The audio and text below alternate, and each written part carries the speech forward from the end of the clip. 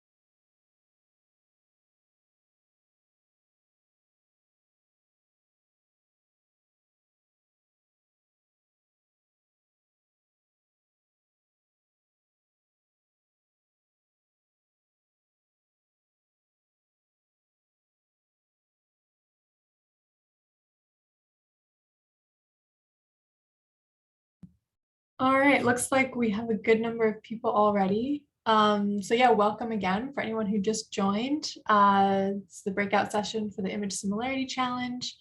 My name is Zoe Papakipos. I'm a research engineer at FAIR in Paris. I worked on organizing this competition with some others who you might have just heard from in the recorded talk. And I'm also joined by my chair, Andre Chum, who's here as well. And yeah, as a reminder for anyone who doesn't know the details, we had 2 tracks in this competition. So the matching track, where participants could use various techniques and just submit their models' predictions of matching images on driven data, where we hosted the competition. And we computed their micro-average precision to score their techniques. And then we also had the more constrained descriptor track, where participants had to submit image embeddings, and we used similarity search to do the matching and compute their micro-average precision. So a huge congratulations to all of our winners. We're very impressed by the scores that so many of you were able to achieve on our data set. And a big thank you to everyone who participated and everyone at Meta and our partners at other companies who all helped make it happen. So we'll be hearing presentations today from the top 3 teams in each track that won prizes, both the matching and descriptor, and then plus the first place closed source solution who achieved really good results but opted out of being eligible for prizes.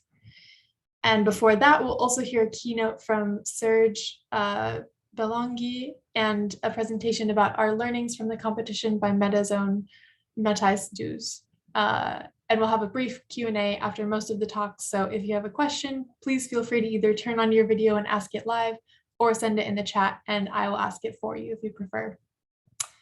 So yeah, let's introduce Serge for the keynote. So we are so excited to welcome Serge Belongie as our keynote speaker. Serge is a professor of computer science at the University of Copenhagen, where he also serves as the head of the Pioneer Center for Artificial Intelligence. He's co-founded several companies, including Digital Persona, Anchovy Labs, and Orpix. Serge has been recognized for his work with many awards, including the NSF Career Award and the Helmholtz Prize for Fundamental Contributions in Computer Vision. Serge will be talking to us today about representation learning for narratives in social media. Awesome. So if you're ready, Serge, feel free to take it away. Okay, so share screen. Oh, you have to end your screen share first. Okay, and now.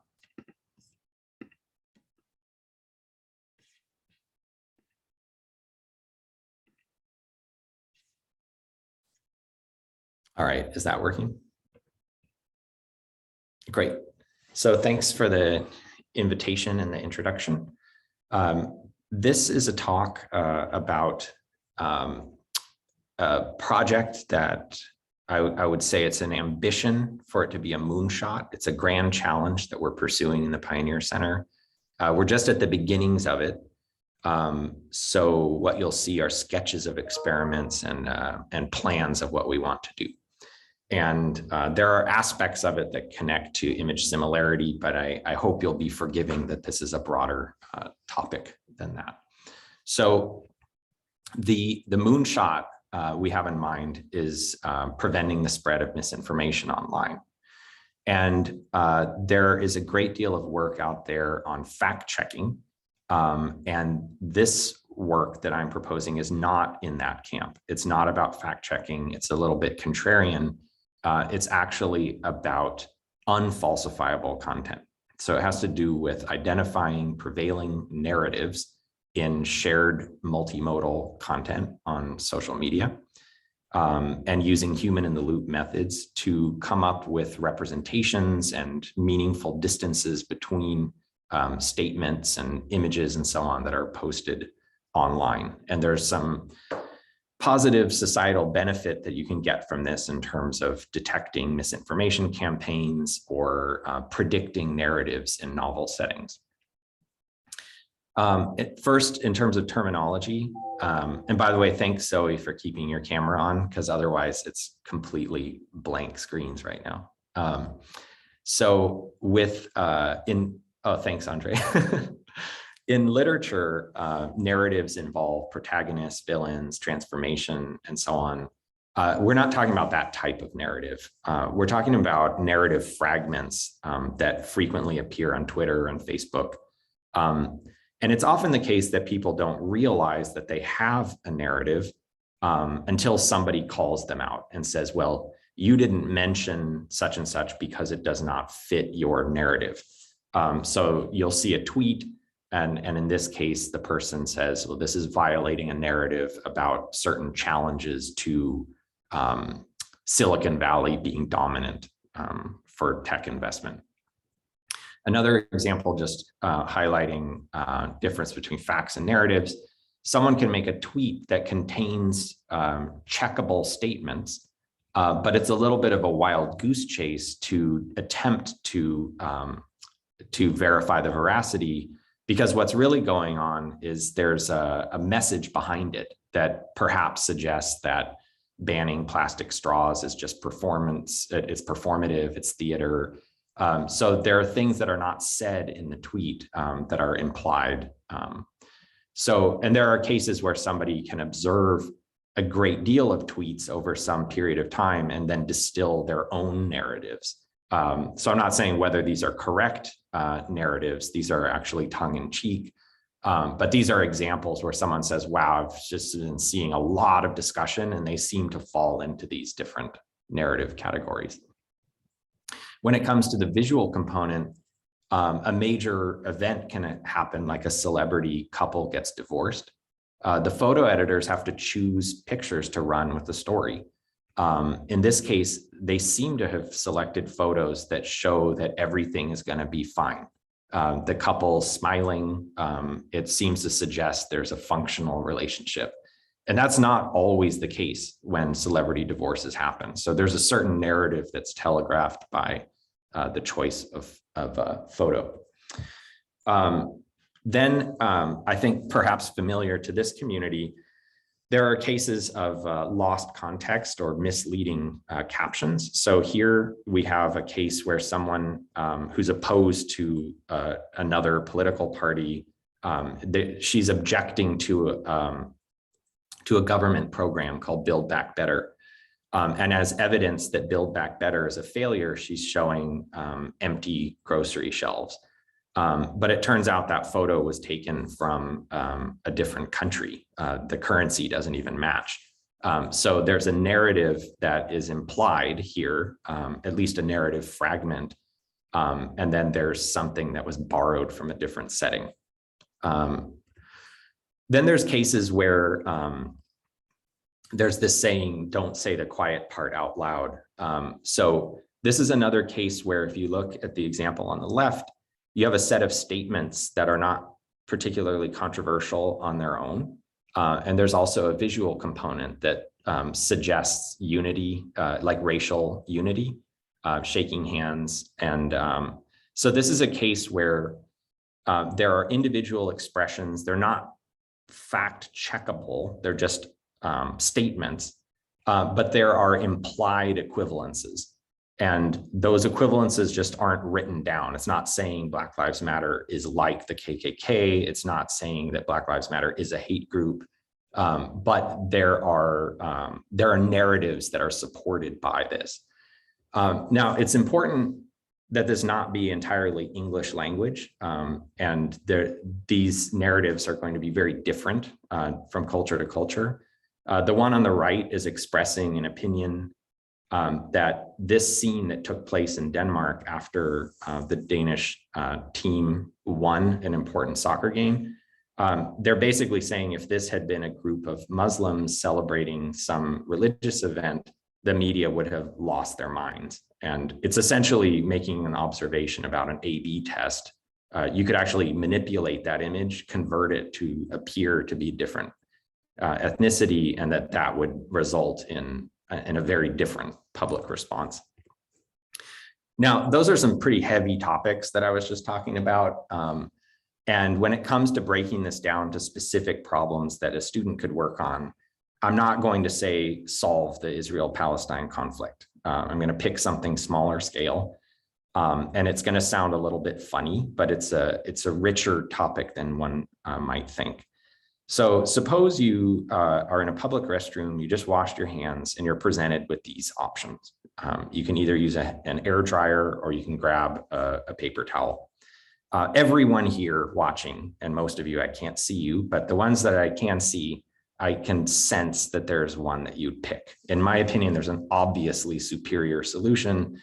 And if you push me on why I would choose that, I'll have my reasons, but I'm not a microbiologist. I don't really know about spread of germs, but I have my opinion on this. Now, you can imagine lots of facts that are lurking in the background, but in general, again, people have strong opinions. And it turns out that there's big money behind this as well. There's enough money that there are conspiracy theories that the manufacturers of one format or the other are very interested in generating misinformation campaigns about their enemy. So there's some pretty deep think pieces about this in a bunch of prominent newspapers and magazines. And as you can see, I haven't told you which one I prefer, but that's not the point here. The idea with understanding narratives is really about identifying and distilling these narratives and then figuring out how to compute distances between them, how to identify them, and so on. So just on my own, I did some surveys on social media, asked people their opinions, and these are just typed by myself. These are some prevailing narratives. Air dryers cause skin chapping. Air dryers are loud. Paper towels can be used to protect your hand when opening the door. These aren't what people type, right? These are very dry. These are boring. When people type them, they're relatable. They have some kind of passion infused into them. They might use, I'll get back to that, but yeah, they might use memes. So someone can be frustrated with a particular way of drying hands, or there's a joke about how the air dryer doesn't work, so you have to dry your hands on your pants or something. And I learned a lot by doing this. I didn't know how prevalent it was to dry your hands on your pants. Or people with long hair sometimes dry their hands on their hair rather than use the air dryer. So the point is that these prevailing narratives exist. And in the context of a pandemic, these discussions can get quite heated. And when it comes to, the reason I say this is a moonshot is this isn't just one NeurIPS paper that we aim to write. There's a huge amount of issues that pop up when dealing with this. Anyone who works in NLP already knows how hard things like sarcasm, humor, like all those topics are very difficult. So when it comes to understanding narratives, it's going to be even harder. And so there's a massive amount of issues that one has to tap into. And there's some work that's emerging in our field, like from University of Washington, there's this project where they're trying to reason about social and moral norms. And the kind of thing that they would try to extrapolate is that running a blender at 5 a.m. when you have roommates is rude. And they would like to be able to make that inference without that being explicitly in the data set. And I'll say later, like the kind of thing we would like to do in the present context. There's, of course, a lot of these games with a purpose that are out there for trying to crowdsource rich descriptions of content in fun and engaging ways. My group has collaborated with Facebook on a project called Intentonomy, which is trying to understand why people post things on Instagram. For example, to communicate that you are physically active, or that you have that you're successful in your job, or you want to inspire others. So you may not be thinking about it when you make that post or you add a hashtag, but there's something that's communicated through the framing, the choice of image that you show, and it may not match your own reality. A little bit closer to potential methodology is a method that we call SNAC. So the SNAC method was something that we developed for understanding perceptual similarity. And taxonomically speaking, it's a triplet-based method for finding out, for producing low-dimensional embeddings that capture similarity. And the way that we applied this or illustrated it was to look at large data sets of food. And we wanted to capture similarity based on taste. So putting things together based on how you think they would taste if you ate the food that's depicted. And this was done using these crowd work interfaces. This is called a grid stimulus, and it's a way of getting lots of triplet-based constraints. So you put in a probe on the left, some image of carrots, and then you ask the user on the grid to click the ones that look like they would taste most similar. So we're not asking them to match based on color, texture, or whatever. They're supposed to imagine in an abstract way that they are tasting the food, and then they want to click, in this case, on the 4 entries in the grid that look most similar. And from there, you can pull out a bunch of triplet constraints that say that A is more like B than C. So you pay people to click on these and you get that information. And then the SNAC algorithm basically puts together 2 pieces of work from another Facebook researcher, Laurens van der Matten. Everyone here probably knows about T-SNE, stochastic T, student T distributed stochastic neighbor embedding. Laurens had a lesser known sequel to that work called student T distributed stochastic triplet embedding. And the triplet embedding is the one that actually allows you to take into account human preferences on triplets. So we came up with this method that has these 2 different terms. The one on the bottom would just run the images through standard deep learning architectures, for example, pre-trained to do cuisine classification, pull out a 1,000-dimensional vector that just characterizes the images, again, in an off-the-shelf way. But the human expertise pathway on the top would take a tiny subsampling of the set of food images, and then through the grid stimuli, get a bunch of these triplet constraints, which gives you the T-STE component. And then you can get this concept embedding that has where the human expertise is essentially pulling on the points and trying to capture the sense in which things are similar or different in this taste space. So what we want to do is put that into this context with narratives, which of course is going to be harder. The human visual system is very parallel when it comes to showing large grids on the screen. But one of my new students, Peter, is starting to develop such a system for narratives. And so you'll get some kind of statement shown as a probe. And then the volunteers will need to click on things that seem compatible with that narrative. So this is going to give rise to a whole bunch of different questions. For example, where do you get these narratives? How do you implement that grid-based interface? Is something like narrative to vec going to be the right way to approach this? Is a vector representation even sensible, or is something graph-based more appropriate?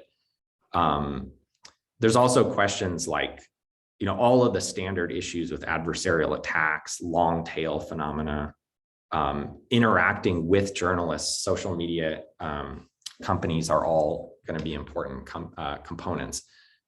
Just showing some more examples. Like we want to have mixed modality, like showing memes. So let's say that the topic is the earth is flat. There are memes that express opinions. There are comments. And so this should all be possible to mix together inside of one of these grid-based interfaces. So we've started to do that. I guess the last thing before we just go to some Q&A is that I mentioned earlier the idea of extrapolation or applicability of this, of learned representations to novel settings. So if we go back to the paper towel example, just to be concrete, this process starts with capturing everything that's been said or written about hand drying. So imagine you just scrape all that data, you get all the statements, all the memes, you learn a metric, and you feel like you've got a pretty good understanding of that space of hand drying. Now, what can you do with that representation? Well, one thing is, if a misinformation campaign starts and you're able to distill things down to prevailing narratives, then if the misinformation campaign consists of sock puppets and bot accounts that are essentially taking a set of talking points, perturbing them in some relatable way, and then flooding different discussion forums, if you're able to map those down to the small set of prevailing narratives, you can't say yet that a misinformation campaign started, but you can say all of this talk that's happening is actually just the same thing. And let's find out where that's coming from. But in terms of the applicability in novel settings, you could pose hypotheticals. For example, a paper company could say, we want to release a new product that is a body-sized paper towel, and we're going to pitch it to fitness centers. It sounds ridiculous, but imagine you go to the showers in a gym and there's this huge paper dispenser and you pull out this like 1.5 meter paper towel. Well, that company could launch it and do a restricted, focus group testing. Or if this system worked, you could actually specify the product, put it into the system and say, discuss what are the environmental impacts. Is it wasteful? How does it compare to the air dryer, et cetera? So again, these are the paper towel setting is more of a toy. It's like a sandbox for exploring this type of thing. But yeah, so that's basically the idea. It's a little bit crazy. And this is just the beginning stages, but I wanted to put that out there. And so yeah, I'll thank you for your attention. And I hope we have some time for a little bit of Q&A. All right. Thanks for your very interesting talk, Serge. So we have now a few minutes for questions. So apart from comments that the paper body size towels already exist, we don't have any questions in the chat. So is anyone, does anyone want to ask question? Yeah, Matthias? Yeah. Thank you very much for the interesting talk, Serge. I think that here we are. So you are suggesting to get embeddings, the narrative to vec embeddings. So in my opinion, if you allow yourself to have 1,000-dimensional embeddings, it's probably possible to losslessly encode the narrative into the embedding. So, okay, the information is preserved. Actually, what I think is more difficult is to get a semantically high enough representation in the embedding space, and this is really what will be more difficult. And in order to be able to train that embedding, you will need really a huge amount of triplets, like the ones that you're suggesting via the grid method, and so I think that that basically you are kind of pushing the problem of the semantic level of the representation to the embedding space. So you kind of expect that this step to the embedding space will have some notion of distance that is significant for the type of problems that you want to solve, and so actually I'm not I'm curious if there are some previous results that suggest that this should be possible. I mean, if you get BERT embeddings, would it possible to do this kind of to solve this kind of problems? Right. So the simple answer is I don't know yet. I think one thing that could help us potentially is semi-synthetic data augmentation. So it's conceivable that you could take an essay about a topic that is completely in favor of one position, and or let's just say train a chatbot, seed it with a set of narratives, and just make it generate a whole bunch of small variants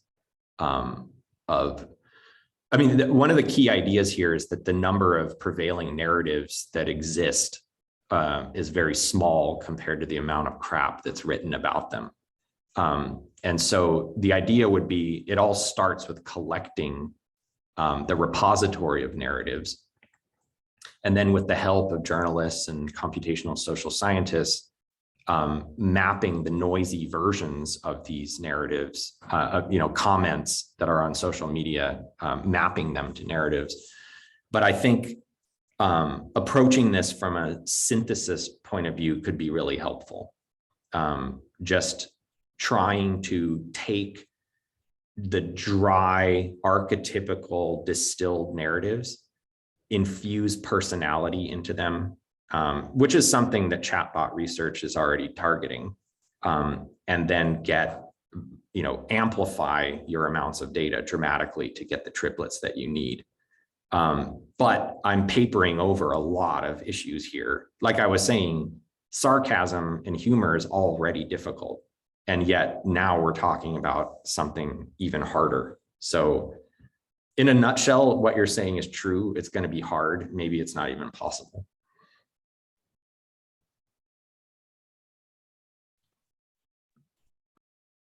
All right. Do we have anyone else that would like to ask questions? It's okay. I have one. So it seems that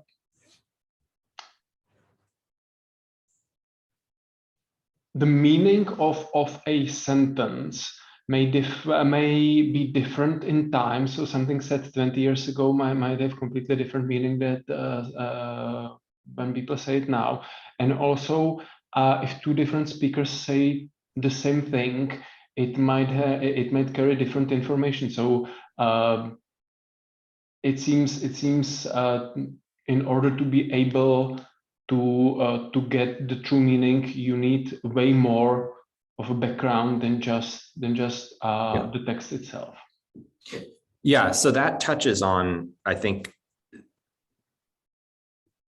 I was mainly talking about the representation learning part and not so much about the stewardship of the data and the models and the publishing and so on. So issues like provenance, attribution, the vintage of a data set, who said what kind of quality control was done, was there some sort of onboarding to confirm that they're paying attention? So in the background of all of this, we should imagine that there is a repository, that there's a data warehouse that is completely transparent and it's culturally indexed.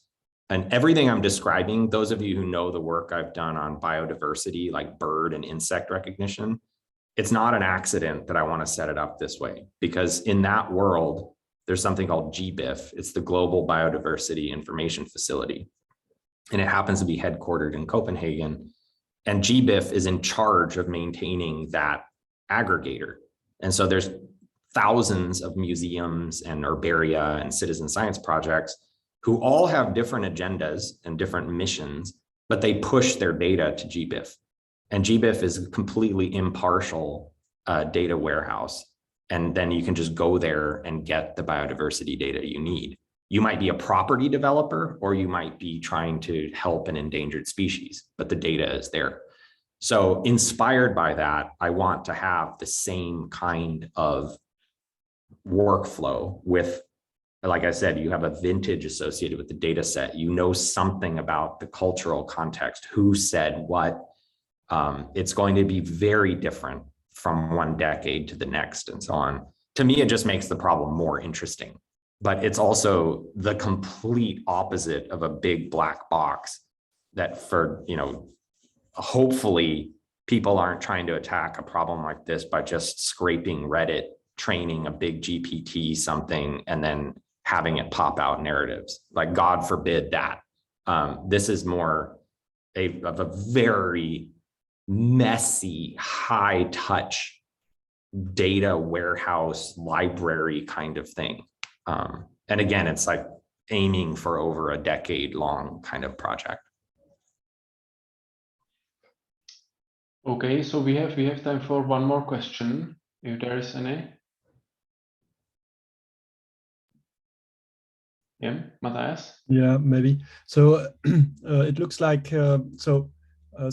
given that the project is quite ambitious, you're probably better off starting from text data rather than visual data, because from visual data you need the additional step to go to the semantic level of text. And so does it mean that you are converting slowly to a text-centric researcher? Good question. I think I'm a little bit in denial. When you're in a neighboring field, you think, well, that other field has everything figured out, so we're just going to borrow stuff. Like the off-the-shelf text representations are somehow going to give us a big head start. And then you get into it and you realize they're just as lost as we are. No, I want, this is going to be something that gives rise to lots of different PhD projects. And some people are going to focus on memes for domain transfer, because different discussion topics use the same meme templates. Some of the older people here recognize that hat at the top left. That's from the Scumbag Steve meme. So all of the different discussion topics that have memes with that hat, that's a language of its own. It's expressing a kind of sarcasm that just transmitting all kinds of weight sharing potential between different discussion topics. So I don't want to let go of the image part, but I don't think the hard parts are going to be the low-level text representation. And I don't think that the image recognition is going to go beyond image similarity, large-scale retrieval type problems. I think that this community that knows how to do rapid hashing or deep-based methods for image retrieval, that's the bread and butter of what we're going to need. We're going to need to pull up images to say, what is the language that is conveyed by that? I don't think it's going to be 50-50. You're probably right that I'm going to have to go way deeper into the NLP part. But again, it's not the fact-checking agenda. The NLP community's got that under control. They're making great progress. I want to focus on the opposite of that. It's all of the qualitative stuff. It may not really need NLP ideas. It might need something else, but we don't know yet. Okay, and so on one of your slides you had example from with another language. So we have a question in the chat. What about other languages and cultures with smaller amount of data? Yeah, so that's analogous in NLP or machine translation to the small languages problem. And I don't have any silver bullet to offer there. I think when it comes to this kind of large data set problem where you're training lots of models in different domains, again, I draw inspiration from the biodiversity domain. We have certain species where we have massive amounts of training data and others where we have barely any. What we're hoping is that if there are domains like hand drying that involve hygiene, that there's some component of the representation that's learned that gives you a head start in other domains. It's not going to transfer completely, but if you go to Southeast Asia and there's a relatively small language there, you instantiate a narrative space, you don't have very much data, you have to start somehow. But I would say that the human in the loop component, where you're sending these grids to large groups of people to get them to click on stuff, the snack algorithm, the TSD, the TSNE, all of that is going to put a lot more weight on the human input. But we're going to need big pre-trained models to just get us, to give the small languages, the small cultures a head start. But again, it's going to be a big challenge. All right. So if there are no more questions, I would like to thank you, Serge, again for your exciting talk, and we can probably move ahead to next. Yes. So next, we can welcome Matthijs, who is a research scientist who I've had the pleasure of working with for the last 2 years at Meta. And yeah, Matthijs has been at the FAIR lab in Paris since 2015. He works on the large-scale indexing library FACE, as well as machine learning with graphs and similarity search on images and videos. He also worked on the LEAR team at INRIA Grenoble from 2005 to 2015 on a variety of topics, including large-scale vector indexing and similar video search. So Matthijs, feel free to take it away whenever you're ready. Okay, so let me share my screen. Can you see the screen? Okay, cool. Okay, so I'm going to do an analysis of the results. So we're going back to very concrete low-level image matching problems. And so I'm going to show an analysis of the results of this image similarity challenge. And so let's start with a small recap of the objectives of this challenge. And the first objective was to really probe the state of the art in that field, because it seems to me that there's not a lot of attention in the academic domain, in the academic community for this problem of detecting copied images. And for this, we made a data set that we hope will be lasting, the DISC21 data set. So it's a mid-scale data set of 1 million reference images and 50,000 query images. And it's intended as a model for the real problem, which is, for example, what we see in production at Meta. The data sets are much larger, but we wanted to have a model that individual researchers or academia can work on. So we developed the data set with several levels of difficulty, so that so if you have even a very simple algorithm will not score 0 on that data set. So it's a continuous scale of easier examples and more difficult ones. We developed the relevant metrics for it, especially considering that we need a single threshold that we can use to compare two images. And we developed also a set of rules so that everybody is more or less on the same leveling ground. So we wanted this competition to be very open. And for this, we are grateful for Meta's investment in terms of financing the prizes, the manual annotation process to include baseline methods, and also so that we used a subcontractor company to organize the leaderboard and the website for the challenge, which is Driven Data. And we put a lot of effort into making it an open competition with a free data set that everybody can download. Which also means that it's free of legal hassle, so you can really use it like what academic researchers are used to do. So manipulate it in any way they wish and just download it from a website. And during the competition, there was this dedicated team from Driven Data that helped the competitors to make compelling submissions. And in return, what we expected from the participants is that they made their code open source, and they provide a reasonably detailed explanation of the method that they use. So let's talk a little bit about the development phase, which took place between July and October. So the first takeaway was that if we look at the performance over time of the submissions, it's increasing and it's more or less saturating. This is what Zoe also mentioned in her introduction. It means that generally the data set can be considered as not difficult enough to be lasting because we want a data set to last for a few years. There were very many participants, so thank you very much for the participants who are here, and including the ones who are not here. The competition was quite popular. And some participants, or probably most participants, noticed that there were a few annotation errors, and I will discuss those later.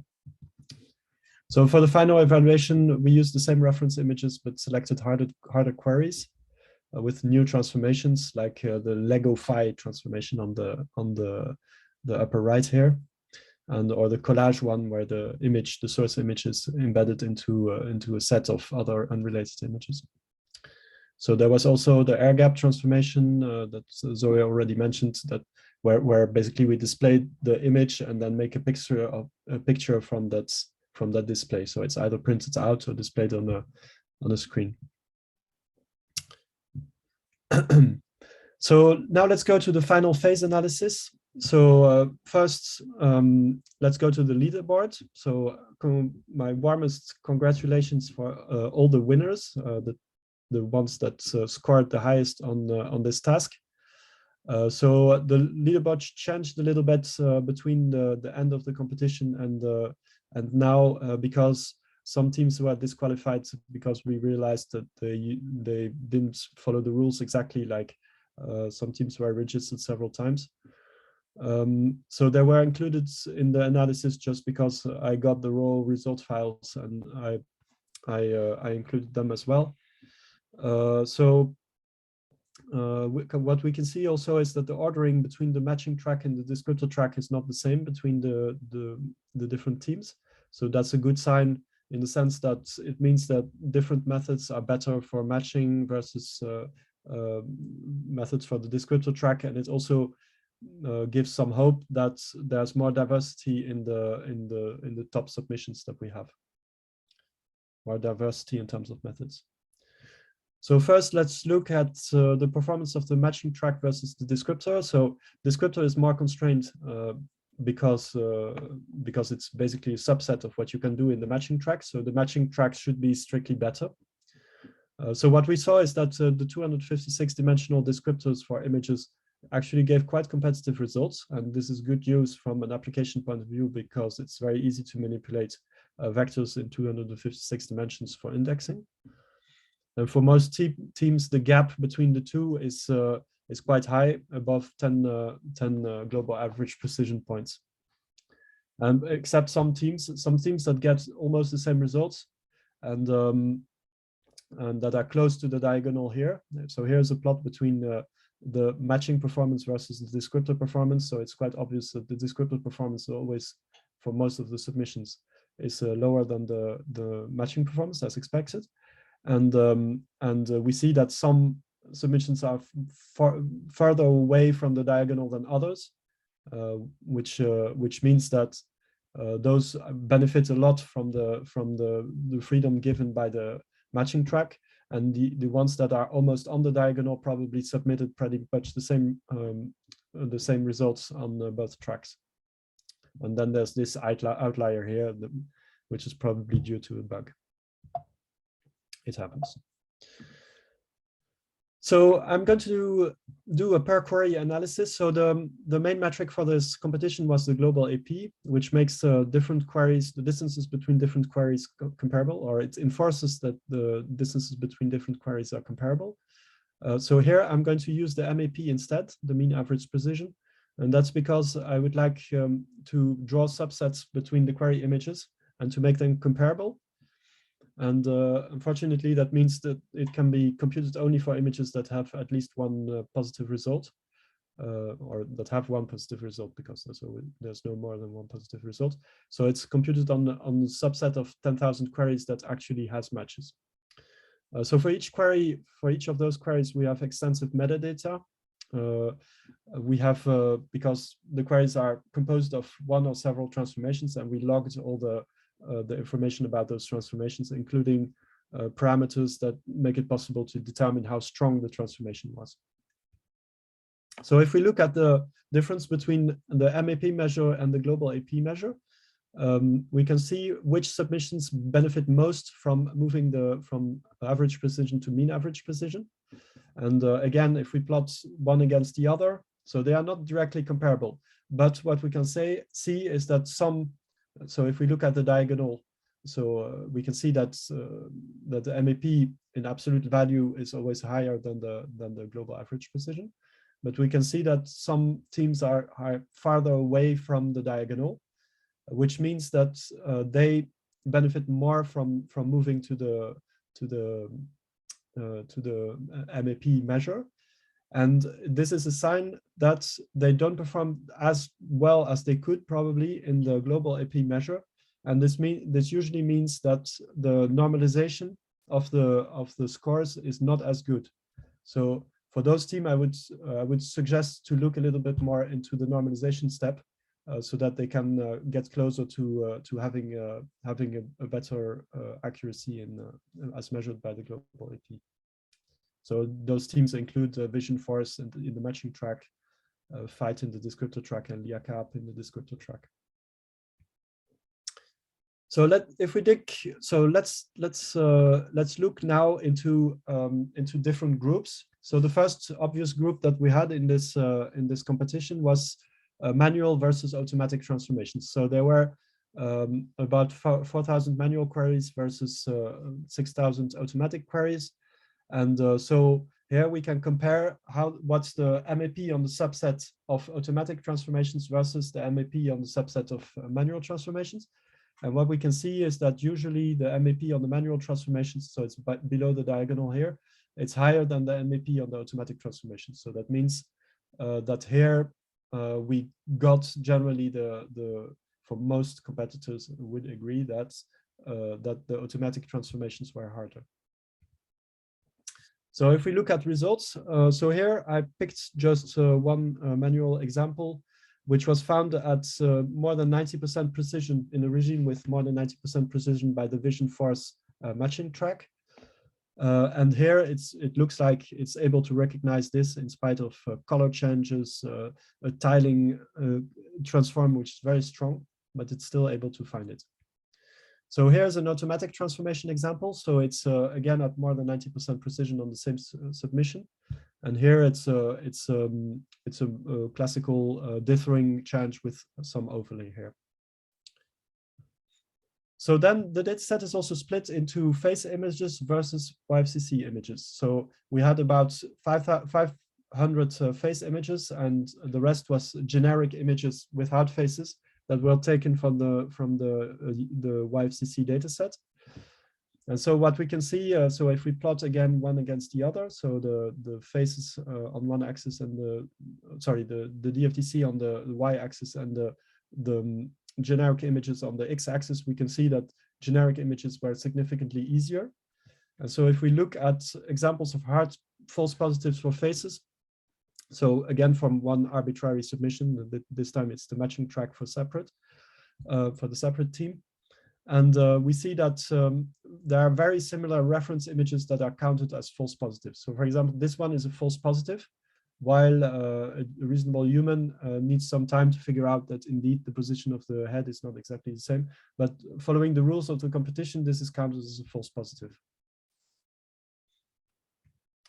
So here are examples of hard false positives for non-faces for the same submission. So for example, this is a false positive. So it's an image of a building here that also appears here. So if you look carefully, you can see that the position is not exactly the same. So it is indeed a false positive, but it is still the same building at approximately the same location. So it means that here again, the copy detection needs to be very, very, very accurate in terms of small details of the images. So about the manual editors that generate the manual transforms, they did really an excellent work. We needed a few iterations with them to refine the guidelines in order to obtain what we wanted, and we asked specifically for difficult edits. And actually, we can break down the MAP measures, the accuracy measures per editor. And so here on the x-axis, we have the 4,000 images that are broken down per editor. And then we look at the average, the mean average precision that we have for each of those editors.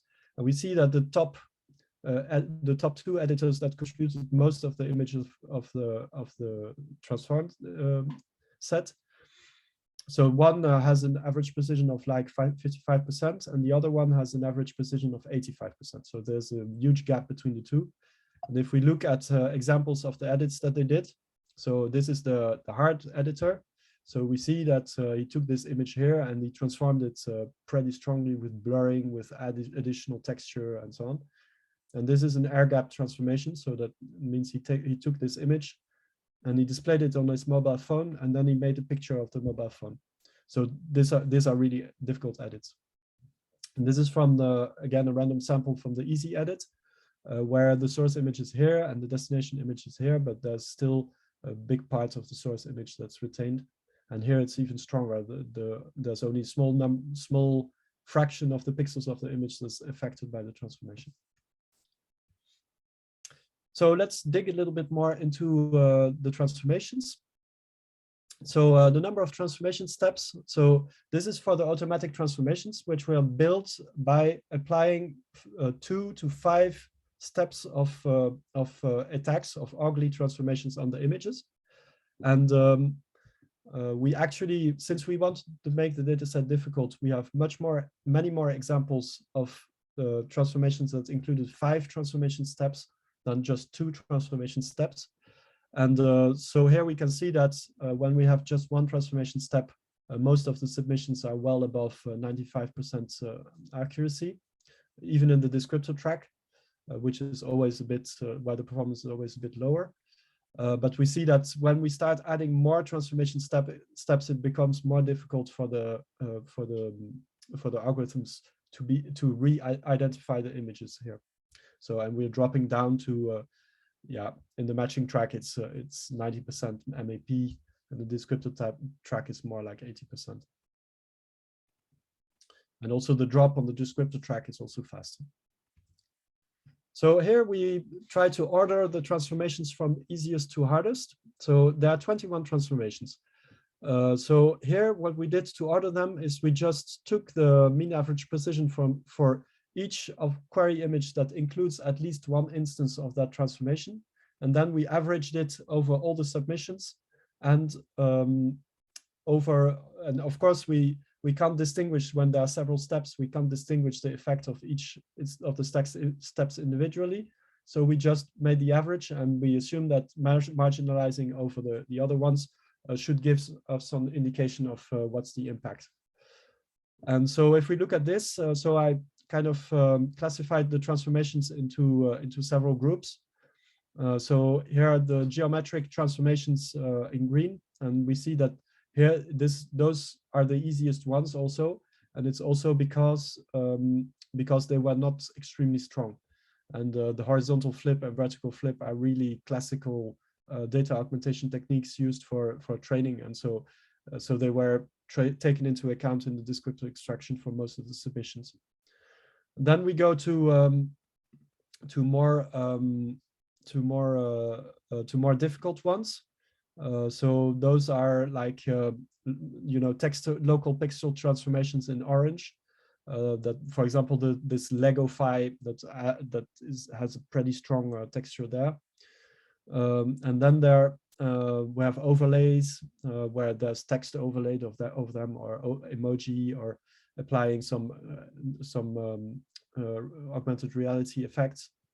And then the strongest one are actually transformations where the source is composed with another. So especially the 3 overlay transformations and the collage means that the image is taken and it's embedded onto another image, and this is pretty strong, and the effect is pretty big. And then we have this adversarial attack transformation, which is a little bit of an outlier. So let's, I think we're going to focus on the more difficult ones. So first, we're going to refine the transformation analysis per user. And for this, I'm going to introduce a notion of penalty.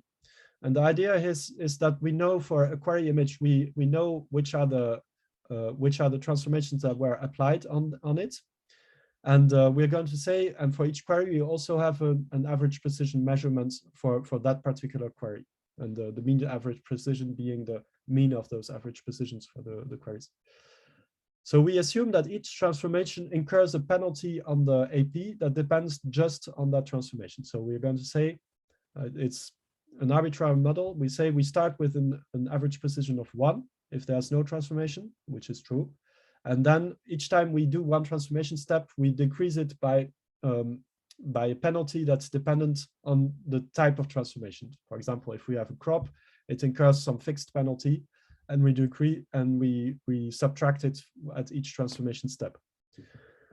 And so it's a very crude model, and which doesn't really map to the reality, but the advantage is that it makes it possible to quantify what are those penalties, and just computing them with a simple least squares over the results. And we can have a measurement of the impact of each transformation on the scores. So if we look at, and we can do that separately for each of the submissions.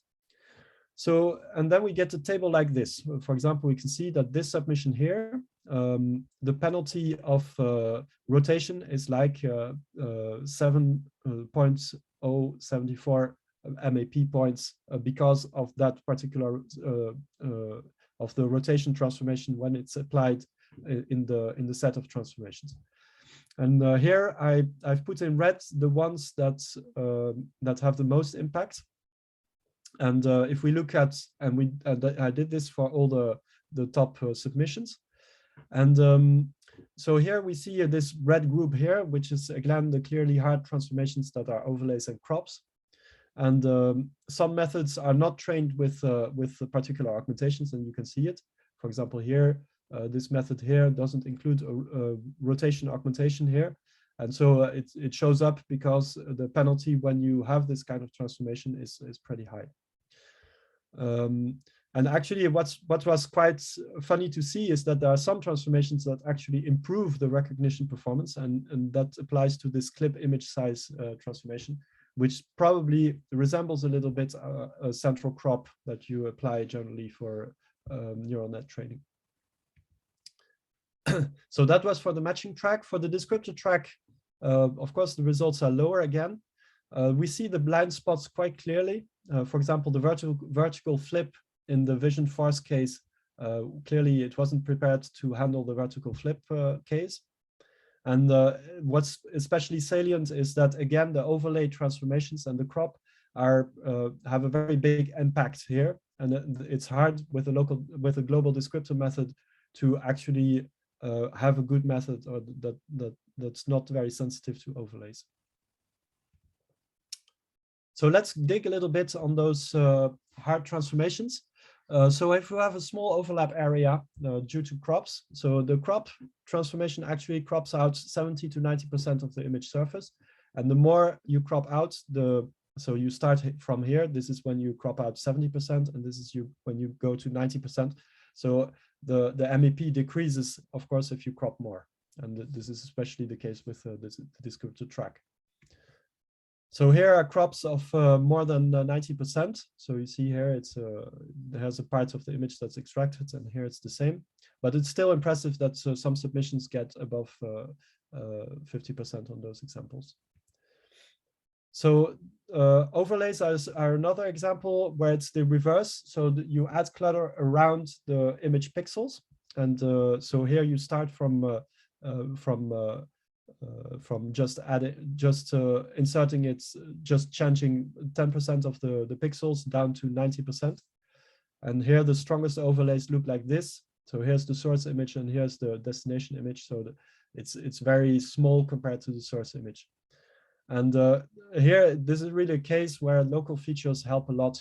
And but keeping in mind that this is also combined with other transformations. For example, this image here, it's also transformed in the colorimetric space. So now I'm going to say a few words about adversarial attacks.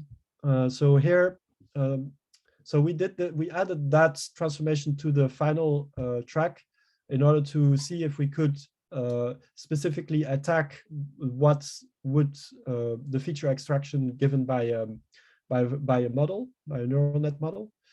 And we did this by estimating, by transforming the image and making sure that the features are pushed apart when they pass through the feature extraction model. And this is under control of a target PSNR, so a transformation on the source image. And so, so what we observe here, so of course we didn't know in advance what models the participant would be using to extract the features. So we just applied a battery of different models, which were the ResNet 3 models of the ResNet family, 2 VGG models, and then 1 Dino model, which is a transformer model, and 1 SSMPP, which is an internal model that was trained on specifically for this competition. So the attack, we assumed, of course, the attack is most efficient on the neural net it was trained on, but we didn't have access to those models. So if we look at which attacks were most effective, we can see that especially the Dino model and the SSM++ model were quite successful compared to the other ones. And actually what differentiates them is that those 2 models were trained on YFCC, while these models here were trained on ImageNet. So perhaps there's something to look here. And when I looked a little bit at the code of the different submissions, and I know at least that this model here and this submission here relied on a pre-trained Dino model. So it shows up quite clearly that the impact of this attack is pretty strong when you have that. And then there's the intensity of the adversarial attacks, because the adversarial attacks are allowed to change only within some target PSNR. So, and higher PSNR means that you're not allowed to change the colors too much of the image, the pixel values too much. And indeed, there's a clear dependence on if you have a PSNR of 20, which is the example I showed before, the impact is higher. So here are a few examples. So a PSNR of 40. So I can barely see the effect of this PSNR here on the 2 images. There's some texture that gets inserted because of the transformation. And a PSNR 20 is very, very visible. So a PSNR 40 is probably what's the less visible. And here and of course, again, those adversarial attacks get combined with other transformations. In this case, for example, there's a text overlay. Okay, so to wrap up, so what did we learn as organizers of this challenge? The first question that was a little bit controversial is, what is a copied image? And are there annotation errors? So we chose a very narrow definition of copies. So for example, these 2 images are not considered copies because if you look carefully, the viewpoint is not exactly the same. So to mitigate this, we did some deduplication of the reference images to avoid falling into this kind of controversial discussions, but it didn't work always. So here, same example, so two different viewpoints, those are considered different images. And here again, so it also happens when you have frames of video or image bursts, and those two images are again considered different. But it's quite obvious that there are many submissions that identify those as the same image. And then for some reason there seems to be a few bad annotations also. For example, this image is counted as false positive, but I think it's still the same source image. And here again, that's the same story here. So it seems that for some reason this image was annotated as a false match, while it seems to be a real match. But we apologize for this. I don't think there are many examples like this. So a few words about the organization. So it was quite a lot of work that involved many engineers from Meta, and many people were involved to select the source data and interacting with legal to make sure that it's possible, to design and implement the transformation, to manage the editors, the subcontractor who did the manual image edits, and to manage the leaderboard website in coordination with Driven Data, who were very helpful to set this competition up.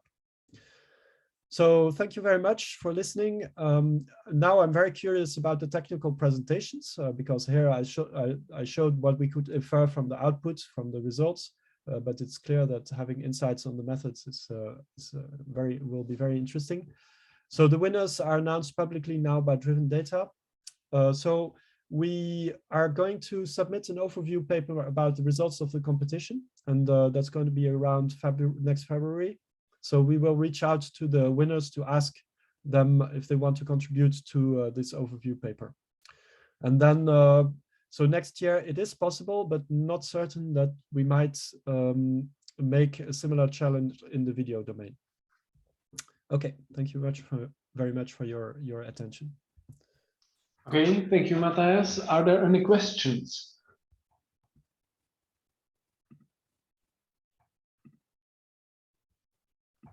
Since we finished just a little ahead of schedule, if no one has any questions, we were thinking we could do maybe just a 5-minute break in case anyone needs to grab water, go to the bathroom, anything.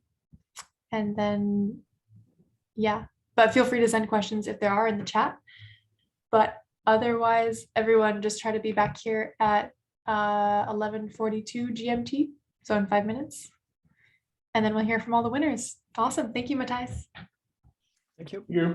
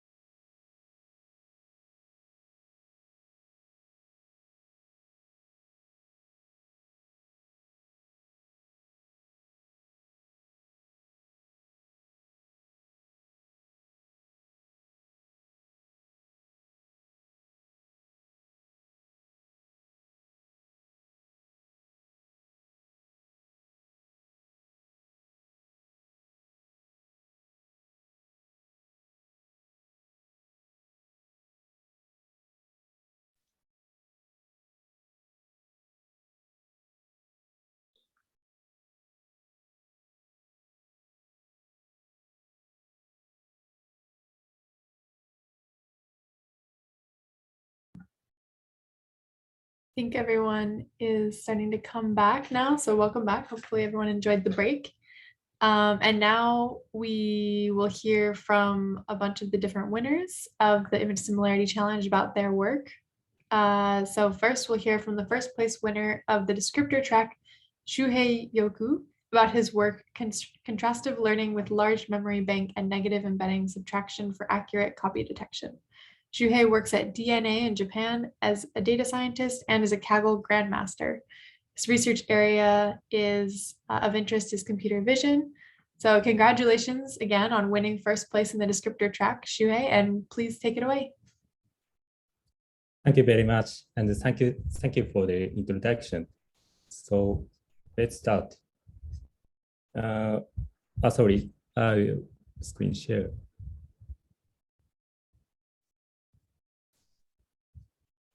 Can you see my screen?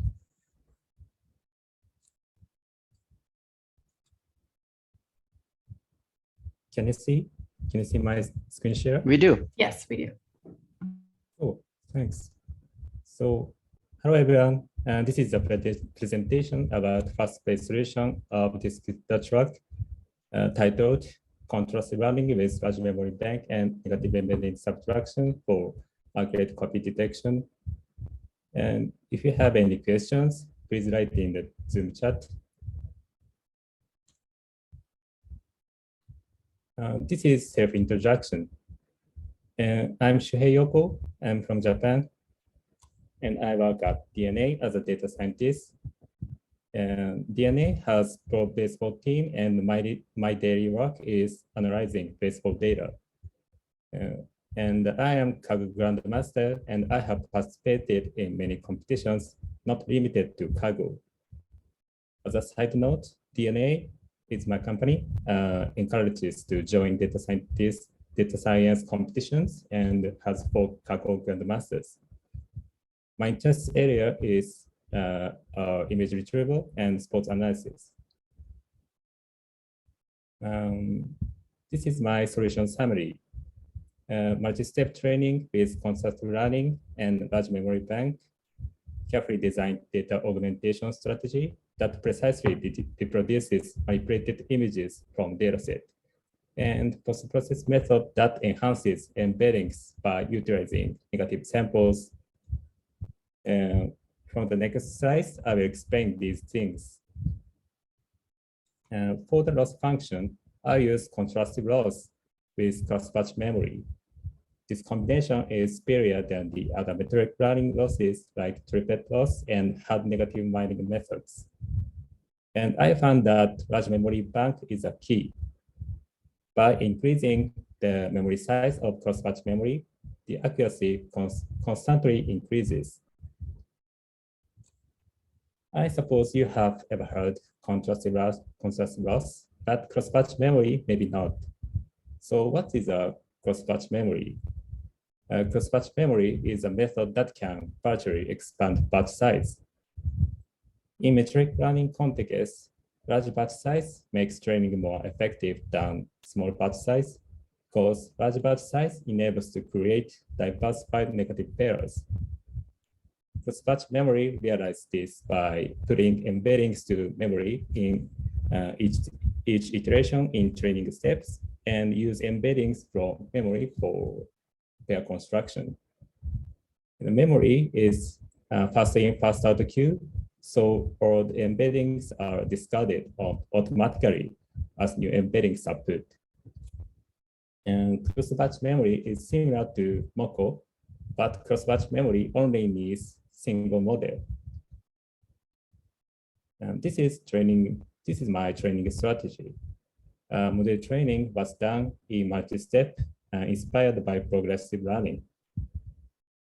I increased image input resolution and magnitude of data augmentation as steps proceed. For preparing training data, positive pairs are created from a single training image, as in the self-supervised learning methods. Just to say, generate 2 images by applying different augmentation.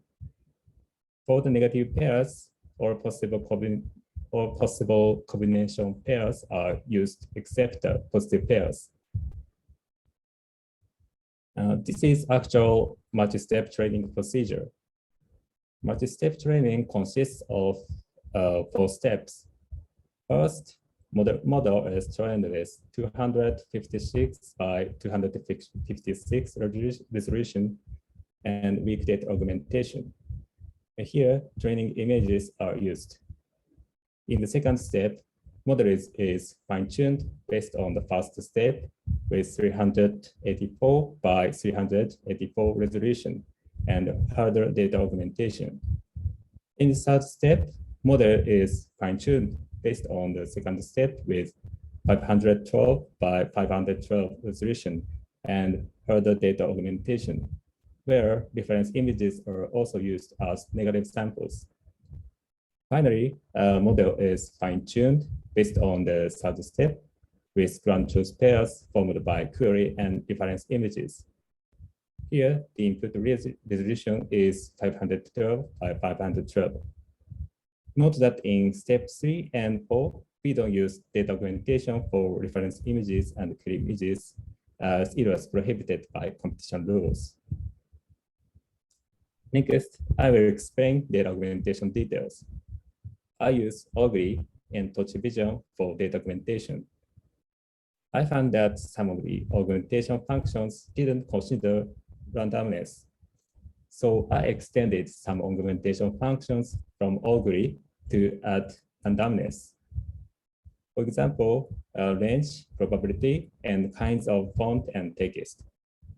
To add further randomness, I shuffle the order of application of data augmentation functions. I think randomness is important to avoid overfitting. And this is an exhaustive list of data augmentation. I use spatial transformers like crop and rotation, and overlay of text, emoji, and image, and color transformations like brightness and saturation change, and pixel level transformations like random erasing and blur. I'm not sure which augmentation is important, but as augmentation added, as local score was improved. This is an example of augmented images. The top left image is an original image, and the other images are augmented images. As you can see, data augmentation intensity is drastic, but I believe this helped to win this competition because in phase 2, there are many hard examples augmented heavily.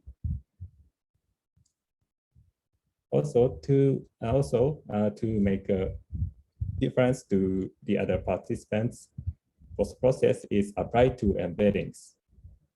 Training images can be regarded as negative examples to query images, as there are no query images originated from training images. Therefore, similar training images to query image can be considered as hard negative examples.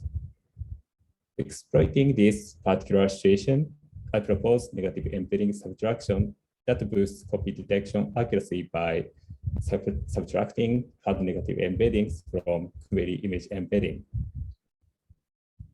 This is an implementation code of our negative embedding subtraction. As a first step, top-K similar negative embeddings to input embeddings are obtained by nearest neighbor search, and then input embedding is subtracted by an average of top-K similar negative embeddings and applied L2 normalize. Optionally, we can iterate these steps to further refine embedding. Actually, in my final submission, I only did once, but my earlier models prefer more iterations. I guess the original embeddings improved, only lightweight post-process needed. And these are model and training settings. For model architecture, it is quite simple. It is composed of backbone and free connected and patch normalization layer. I use middle size of EfficientNet V2 trained with ImageNet 21K provided in team library. Although it is lightweight model than the transformer-based models, but outperforms them. Here is my local experimentation results of comparison of each step. I evaluate microaverage precision and record at precision 90 with phase 1 private set. As you can see, all steps consistently improve compared to previous step, especially when training with ground truth pair is added. Training with ground truth pairs may be highly beneficial, as these pairs contain images manually edited, which is difficult to replicate with automated data augmentation. And using our method, I achieved second place in overall and achieved first place in participants with prize eligibility. And this is a conclusion. We presented a strong pipeline for copy detection based on contrastive learning with a carefully designed data augmentation pipeline. A proposed post-process method boosts the copy detection accuracy a lot. Using a method, we achieved first place in the Facebook AI Image Similarity Challenge Descriptor track. And that's all my presentation. Thank you very much for listening. Thank you so much, Shuhei. That was super interesting. And congratulations again. Okay, Does anyone, sorry. we have one question. Arseny, can you go ahead and ask your question? Hi.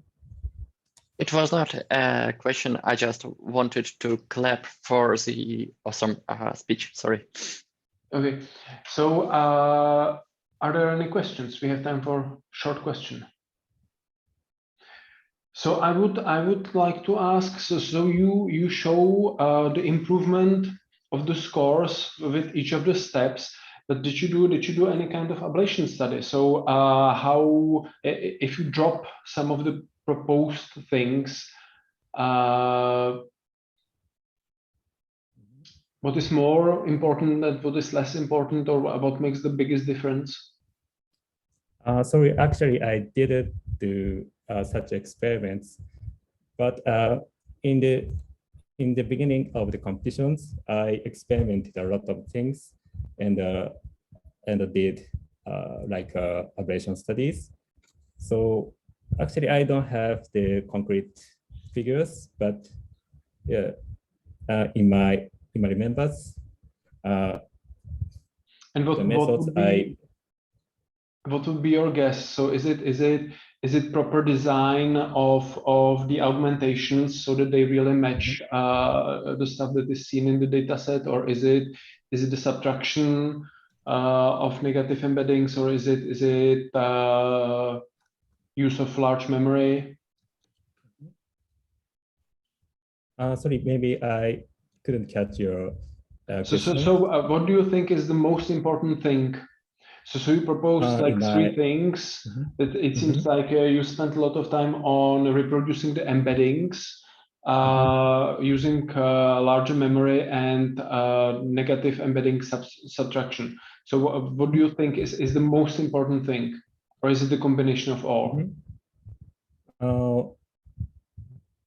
This is a difficult question for me. So, but I guess the most important thing of my solution is a strong baseline that uses recent CNN architecture, which provided a strong baseline, and it surprising results for me.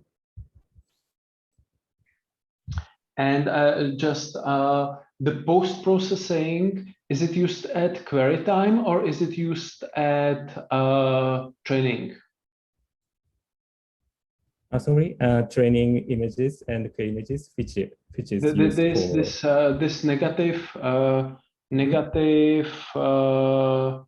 embedding subtraction, is it used in training only, or is it used at test time? Yeah, it's correct. No. So is it used at training time only, or is it used at test time? Sorry, my process method it can be used for test time, and where the training images are used. And So nevertheless, Stefan has his hand raised.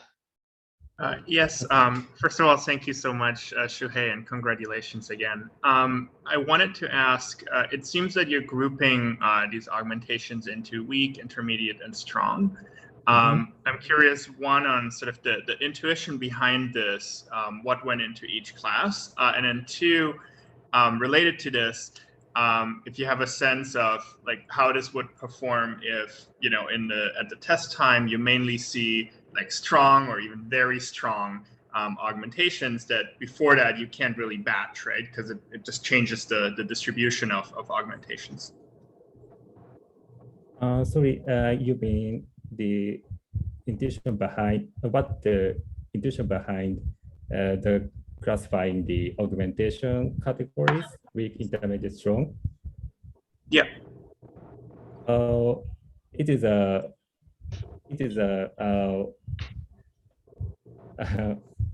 I define these categories for just a feeling.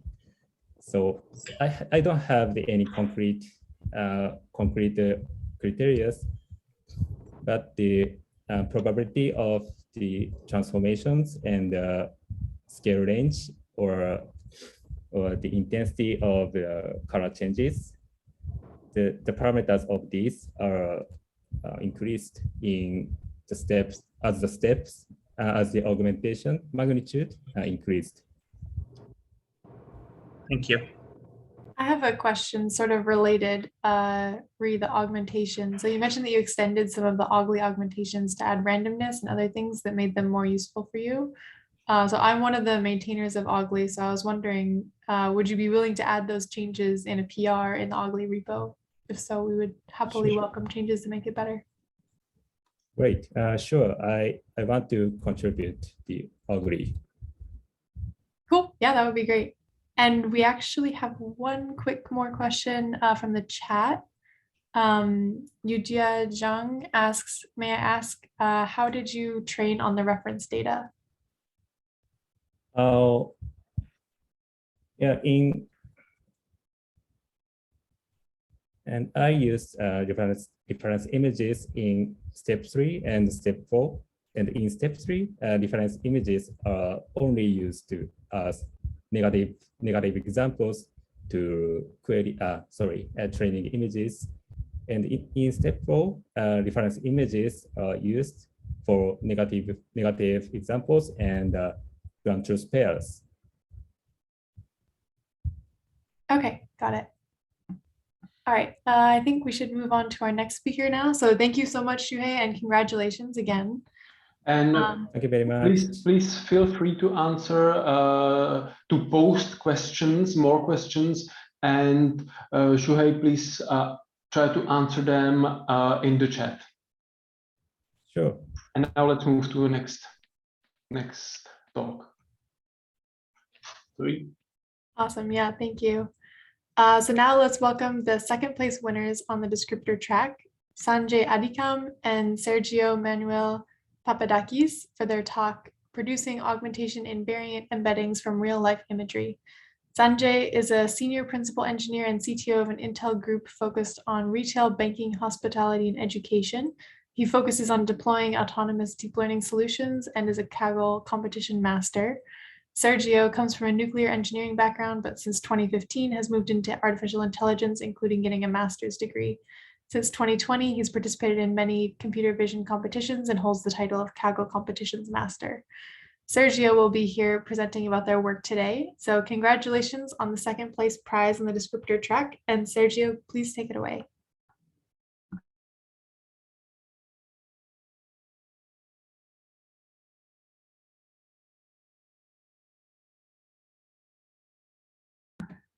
Is Sergio here? hope so.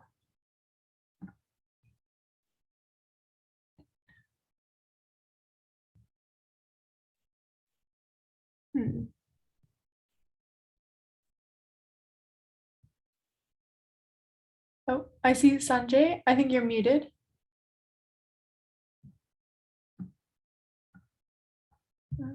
Still muted. Okay, you're not muted now.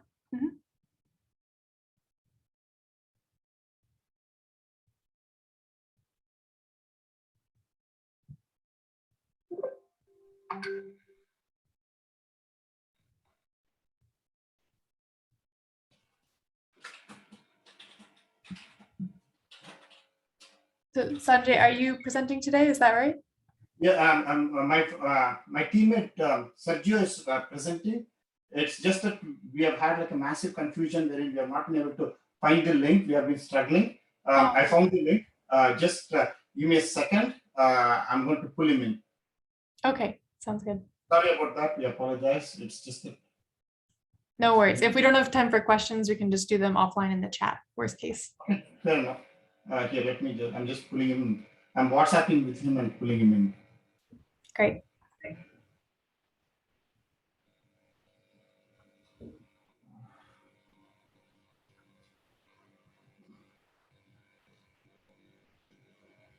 In the meantime, while if he's not able to find the link, I can find the link and I can start presenting too. That should not be a problem. So. Okay, let's give him another minute or two. Yeah.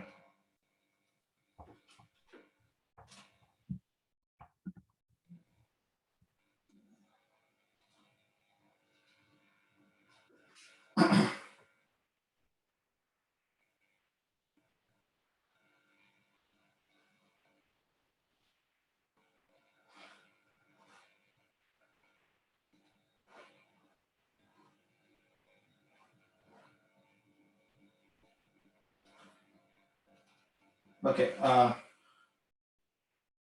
In the interest of time, I know we are already like 5 minutes past the time we were supposed to start. So I'm going to sort of go ahead and start presenting. And as soon as he joins, I'm going to yield control to him. With that said, let me start go to the Zoom link.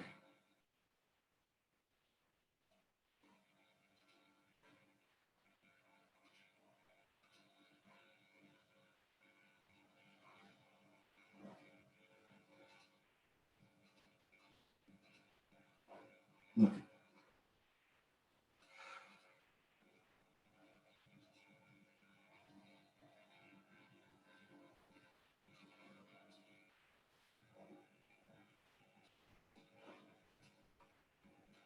All right. Let me start sharing my screen.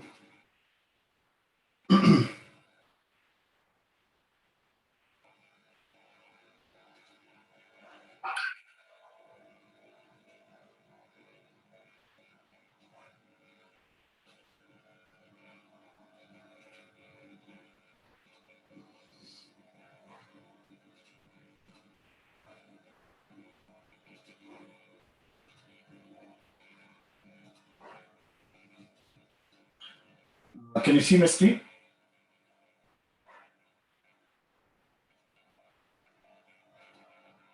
Folks, can you see my screen? Yes, we can. Okay, all right. With that said, let me start in earnest. Please start off with having difficulties. So we're a combination of two people, Sanjay and Sergio. Sergio is from Argentina. I'm from Phoenix, Arizona. So we started working on this competition right from the start, starting from August. And as we started looking into it, the part wherein we immediately recognized is that it's very similar to the Google landscape challenges, wherein you have such a huge amount of classes and there's a huge class imbalance. It's only in this case we have faces, and the faces are like there are a number of samples which you give us is completely imbalanced. Right? So we sort of that was our first instinct, and as we started looking into that, we basically said that, hey, look, we want to sort of immediately supplement this, and we have to sort of augmentation will be a huge key here. We will have to, can you guys hear me?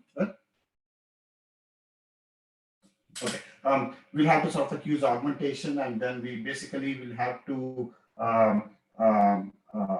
increase our data space, and then we have to sort of make it resistant to change. That was our first instinct. With that, we started experimenting with ArcFace, and as we were as we started looking into that, this is sort of like the base architecture which we came up with. And okay, look, what we are going to do is we are going to use various backbones to sort of like produce embeddings and 256 embeddings. And after we get the embeddings, we are going to sort of like train ArcFace. And so that was the general plan, what we sort of like came up with.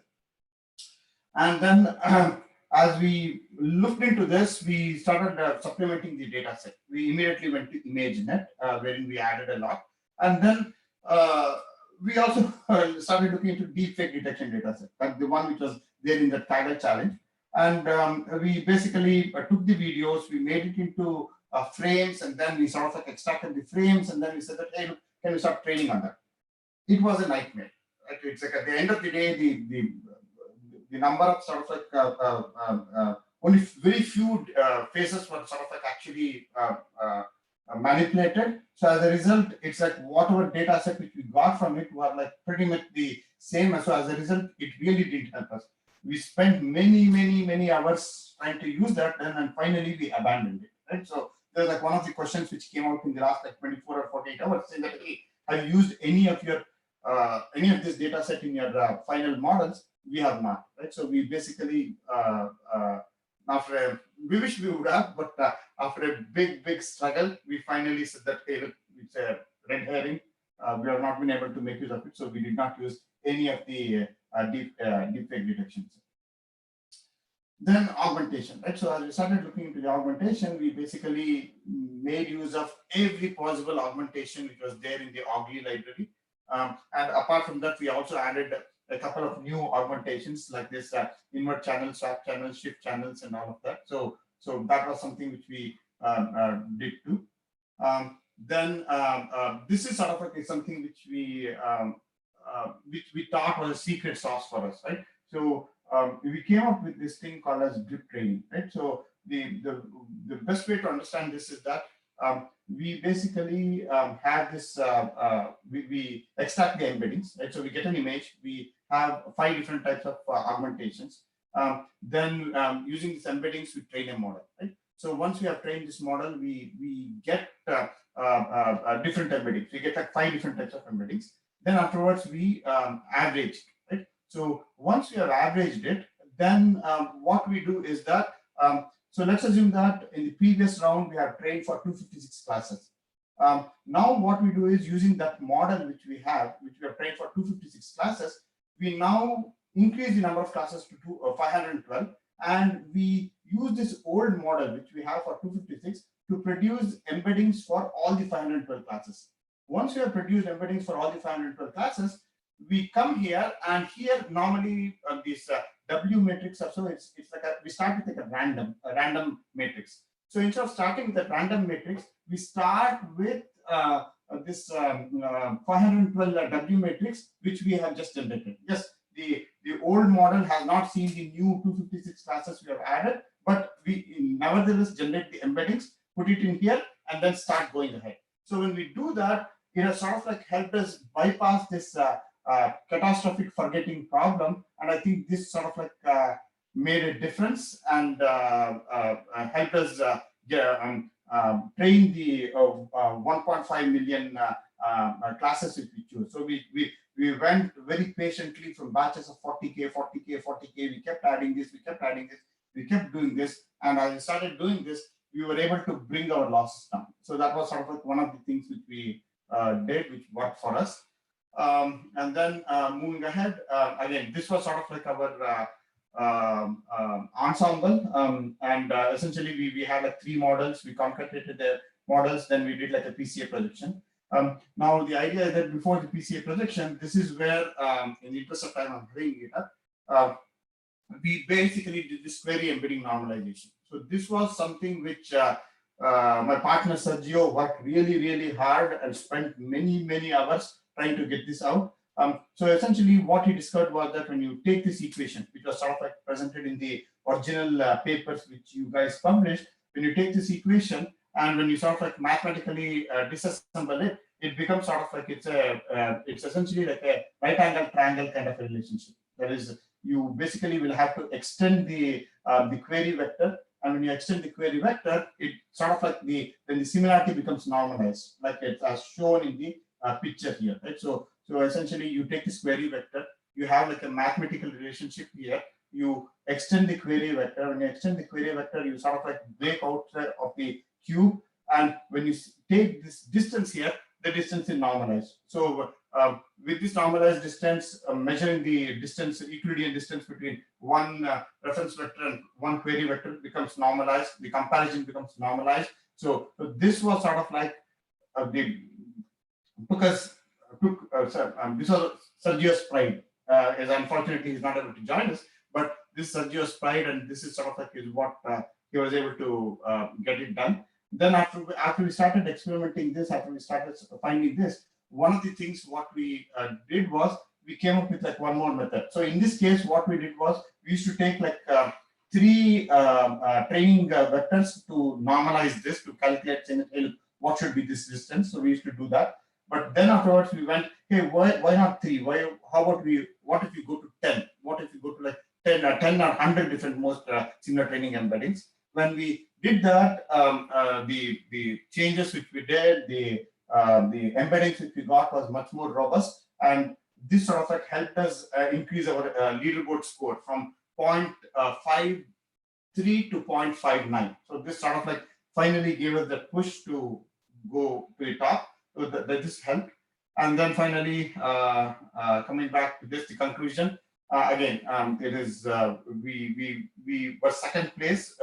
And again, what made a lot of difference for us was the augmentations, then the drip training, the way in which we trained in small batches to combat catastrophic forgetting helped, and most importantly, this query embedding normalization helped a lot. So that was sort of like the basic principles which we followed. And really sorry for the confusion. I know it's 5:15. We wanted time for questions, but for some reason we could not find the Zoom link. Thank you so much. Yeah, no worries. Confusion happens, but I appreciate you being exactly on time with finishing. And yeah, congratulations again. Thank you for this super interesting talk. So I would say, yeah, if anyone has questions, let's do those offline in the chat as we welcome our next speaker. So yes, the next speaker we want to welcome is Vision Force. So this team won both third place in the descriptor track as well as first place in the matching track. So Wenhao Wang will present for the team. First, he'll talk about their descriptor solution, bag of tricks, and a strong baseline for image copy detection. And Vision Force is made up of Wenhao Wang, Yifan Sun, Weipu Zhang, and Yi Yang. Yifan is a senior expert at Baidu Research. Wenhao and Weipu are currently research interns at Baidu, and Yi Yang is a professor with the College of Computer Science and Technology, and is also mentoring Wenhao during his internship. Congratulations to you all for winning third place in the descriptor track and first place in the matching track. And so now, Wenhao, when you're ready, please feel free to take it away. And please, Sona, unshare your screen. Okay, I will share the screen.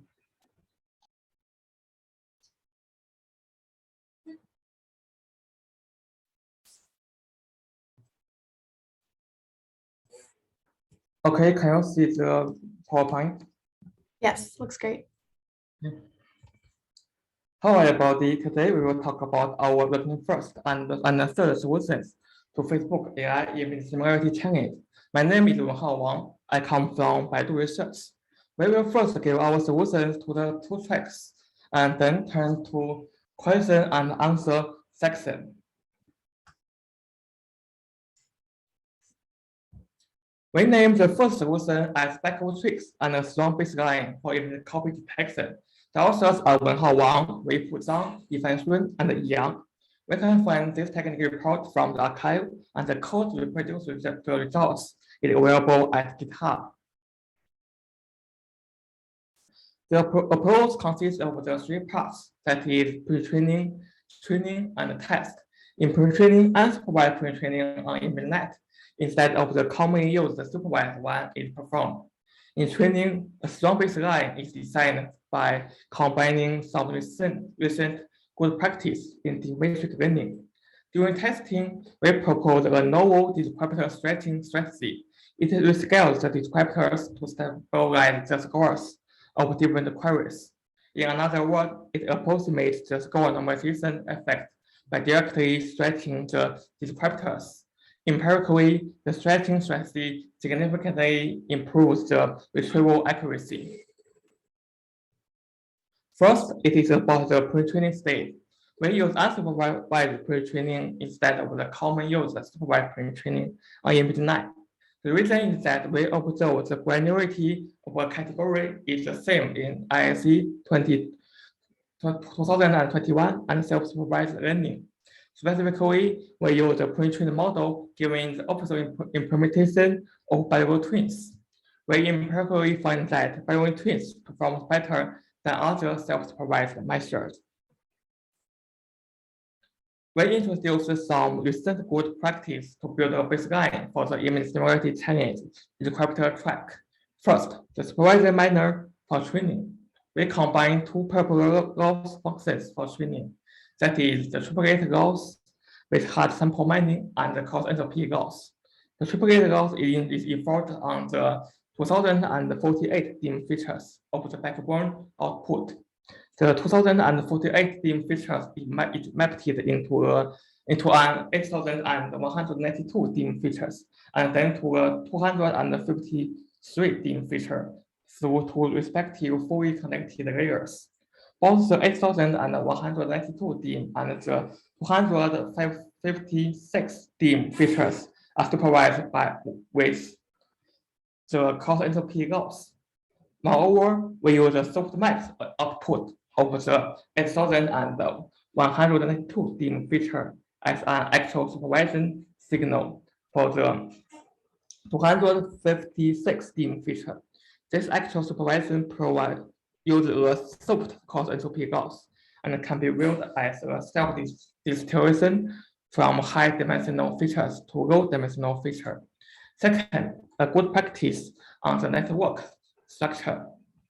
We inject several wave blocks layers between the neighboring convolutional layers of the backbone. Wave blocks introduce some disturbance into the features and thus can be viewed as a feature augmentation. Following the original paper, the wave blocks are arranged after the stage 2 and stage 3. We argue that the wave block enhances the model robustness against unseen augmentations. Third, generalize the mean pooling. We use CM pooling to replace the original global average pooling in the backbone. During the pooling process, CM is featured for focusing on the high activated pixels and ignoring the low activated pixels. We may use the hyperparameters P to control source focusing intensity.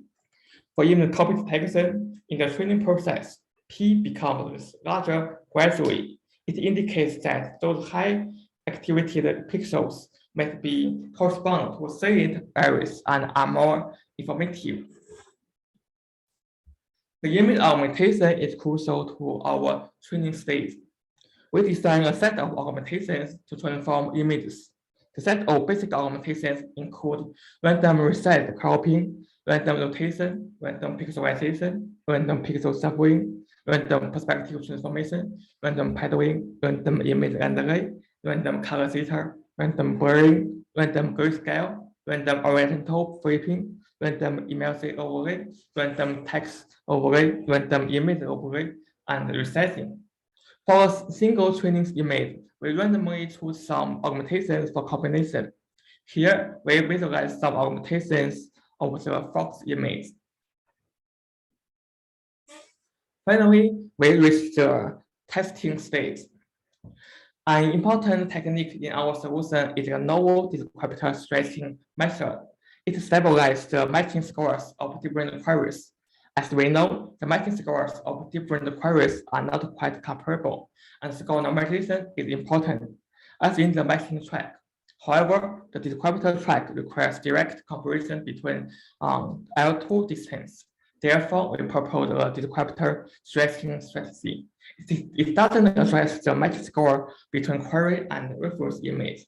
Instead, it directly addresses the length of each query image and stabilizes the matching scores. Given the feature of a query image Q1 and a reference image R1, the original score S1 is defined as follows. Similarly, we have the S2. If S1 is bigger than S2, the Q2 is more similar to R1 than Q1, and vice versa.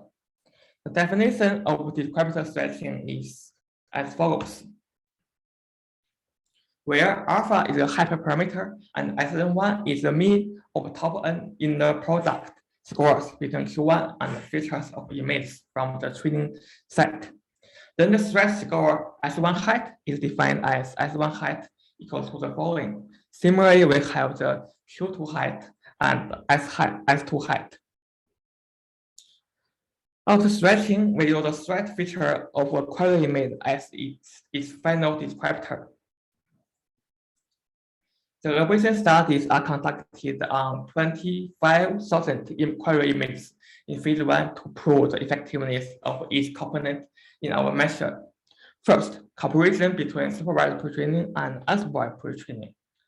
Comparing the two top rows, we find that the unsupervised pre-training is higher than the supervised counterparts by over 14 accuracy. It validates the superiority of the unsupervised pre-training for image copy detection.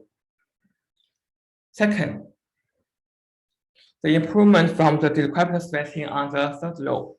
We use descriptor stretching, the macro average precision can be improved by about 17 significantly. In our preliminary experiments, we know that descriptor stretching doesn't improve the ranking list quality, in spite of its significant improvement on score-based matrix. It indicates that the effectiveness of our descriptor stretching mainly lies in aligning the scores with respect to different queries. Finally, the improvement from the overlay detection and the multi-scale testing. The overlay is an important transformation pattern from reference to query. When a query image is generated by overlaying a reference image upon a background image, the background image becomes a distractor. Therefore, we use overlay detection to remove the background image and maintains about 1% improvement. Moreover, the multi-scale testing in the last row is also important. It further brings about 1.5% improvement.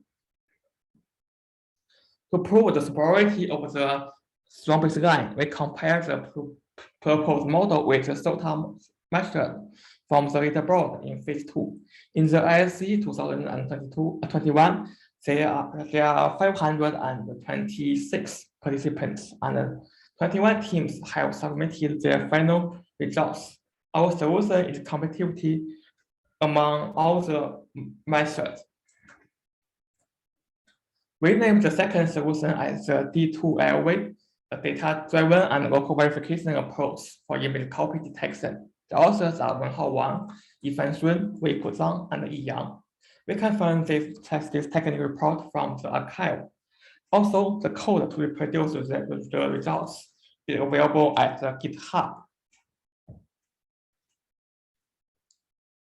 The approach consists of the 3 parts, that is pre-training, training, and the test.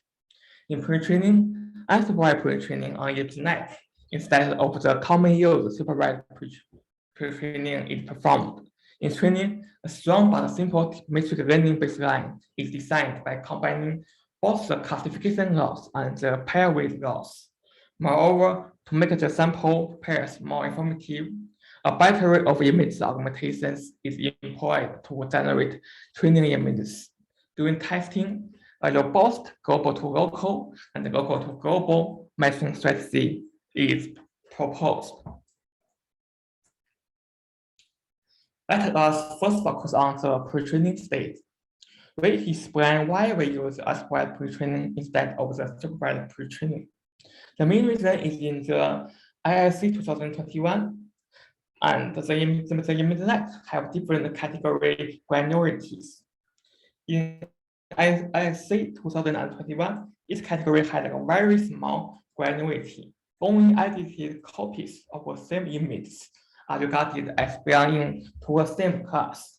In contrast, the ImageNet have a relatively large granularity. Therefore, supervised pre-training on ImageNet actually conflicts the desired granularity of the image copy detection. And the background, we find that within unsupervised pre-training provides a better choice. It has exactly the same category granularity as the image copy detection. Specifically, in popular unsupervised pre-training method, we use multiple views of the same image as positive image and learn invariance against different augmentations.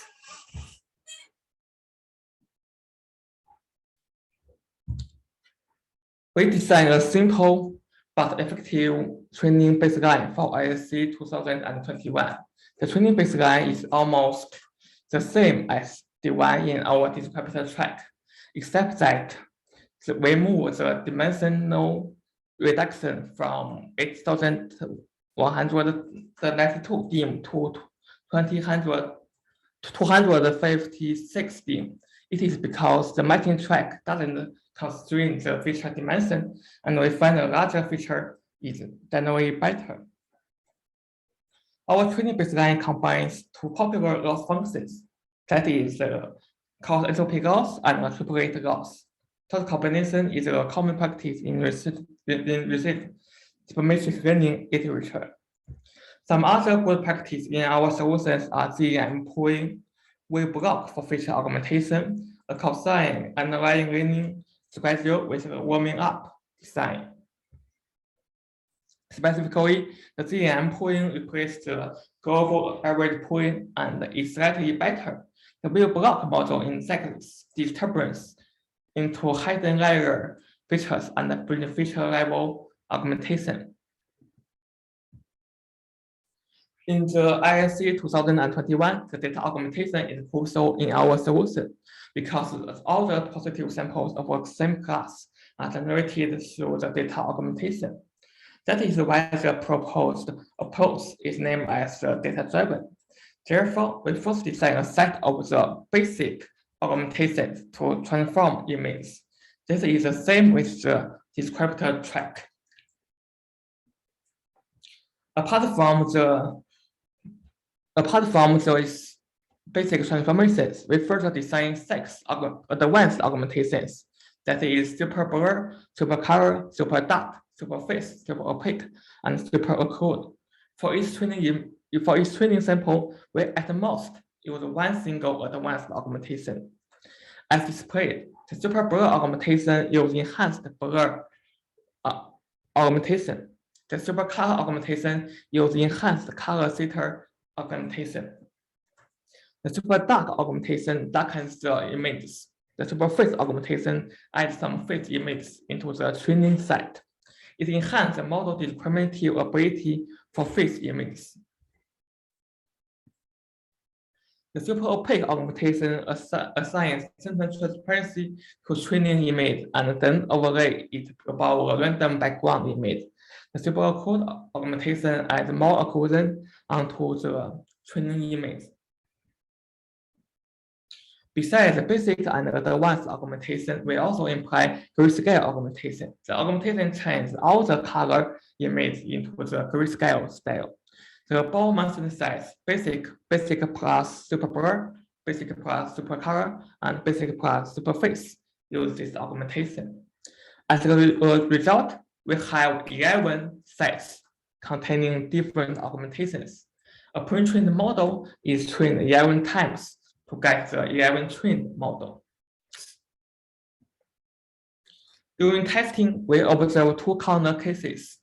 First, some query images are generated by overlaying a reference image on top of a distractor image. Second, some query images are copied from the reference image and thus only contain parts of the reference image.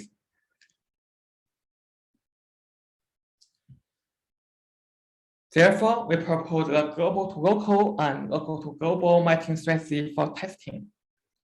For global to local matching, it matches the global features of reference images with local features of query images. For local to global matching, it matches the local features of the reference image and with the global features of reference images. We talk about generating the local features of query images. First, we crop the center and the near center parts of the original image. Besides the crop centers, selective search is used to generate local regions. Finally, we use a trainable detector to detect the overlay automatically. In addition to the local parts, we also use the original image and its three rotations to match.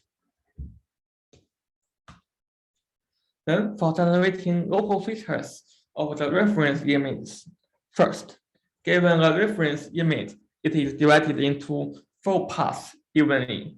We also crop its center. Then it is divided into 9 parts evenly. And we get the 4 near centers. Together with the original image, we can extract native features from the reference image. The basic studies are conducted on the 25,000 query images in phase 1 to prove the effectiveness of each component in the D12 approach. First, comparison between the supervised pre-training and unsupervised pre-training. Comparing the top 2 rows, we find that the unsupervised pre-training is higher than the supervised pre-training by over 2% accuracy. It validates the superiority of the unsupervised pre-training for image copy detection. Second, we discuss the improvement from the local verification. The experimental results are denoted as the global to local and both, respectively. When only use the global to local matching strategy, the performance can be improved from the 70.81% to 82.73%. When we perform both the global to local and local to global matching strategy, the highest performance, that is 83.72%, is achieved. The local verification plays a very important role in the proposed D12. Third, we will discuss the improvement from the advanced augmentations. To be convenient, we only use the final. We only give the final example experimental results of all the advanced augmentation with the basic ones. The experimental results are denoted as the ADV aug. Indeed, each of the advanced augmentation with the basic one can improve performance separately. We think the sophisticated augmentations contribute a lot to the phase 2, where some unseen transformations appear. Finally, we also use the multi-scale testing and some tricks. For the details, you can refer to the technical report. The experimental results are denoted as multi-plus tricks. To prove the superiority of the D12, we compare the proposed model with the SOTA method from the leaderboard in the phase 2. In the ISC 2021, there are 1,103 participants, and 36 teams have submitted their final results. Compared with the strongest official benchmark, multi-green, the proposed D12 surpassed it by 56 degrees. Most macro average precision from other teams are less than the 77%, while our approach gives an 83.29% result. It is interesting to mention that in phase 1, our result is 90.08%. There is only a less than 7% gap between the two leaderboards for us. However, for some other teams, the gap can be larger than 30%. The superiority performance is attributed to two aspects. First, the sophisticated augmentations give us more generalizability when facing unseen transformations. That is called data-driven. Second, the global to local and local to global matching strategy provides an exhaustive matching between a pair of images. That is called local verification. Thank you for your listening. Then we may go to the question and answer section for the two tracks. Thanks. Okay, thank you for the interesting talk. And we have time for questions. So does anyone have a question? So I would like to ask about this global to local and local to global matching. Is this performed on a short list or is this performed on the whole database?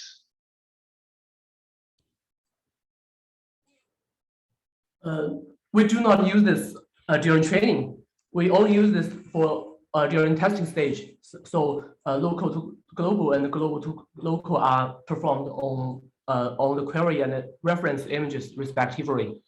So okay, but do you perform this on a short list of images or do you perform it on like all images? So is it so you break each database image into something like 19 sub-images? Is this happening for just a short list of images or do you multiply the size of the database by 19? Sorry, please pardon, we don't get the meaning of your. Sorry, can you speak more slowly for us to catch your meaning? Okay, so this global to local and local to global, is it so do you first retrieve a short list and you apply this to the short list, or do you apply this to the whole database? Okay, the global to local. The global to local means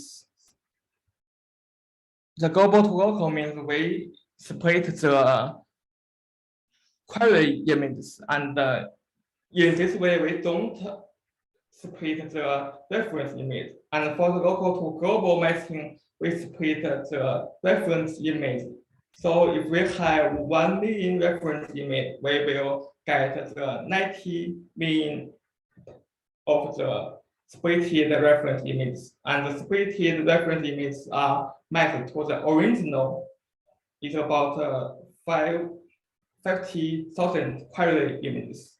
And in this way, the computational burden is not very huge for the company. Is the answer? So I'm still not sure. So can you tell us, for the first task, the query takes certain amount of time. For the second task, how much longer does the query take? Pardon? So, yeah. So we try. For the first task, the query takes a certain amount of time. For the second task, does it take longer or shorter? For the matching track, it is very time consuming for our strategy because we split it to many parts for matching. You can type the question into the chatting, and I will answer it offline. Okay. Okay, so are there some more questions? Okay, there is question from Matthias.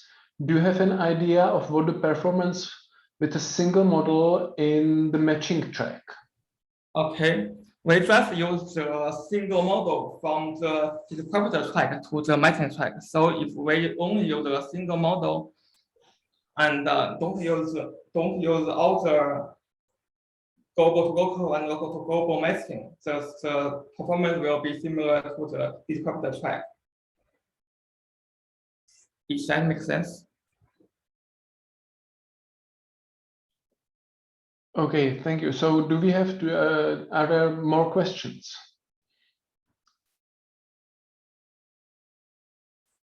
So, okay, thank you again for your presentation and congratulations to your results. And Zoe? Yes, thank you so much. And congratulations again on the 2 prizes. Thank you for those talks. So I think we are just a few minutes ahead. So maybe we can do another very brief break just so everyone can stay engaged. I know it's hard when these sessions are long. So let's come back in 5 minutes. So at 12:48 GMT.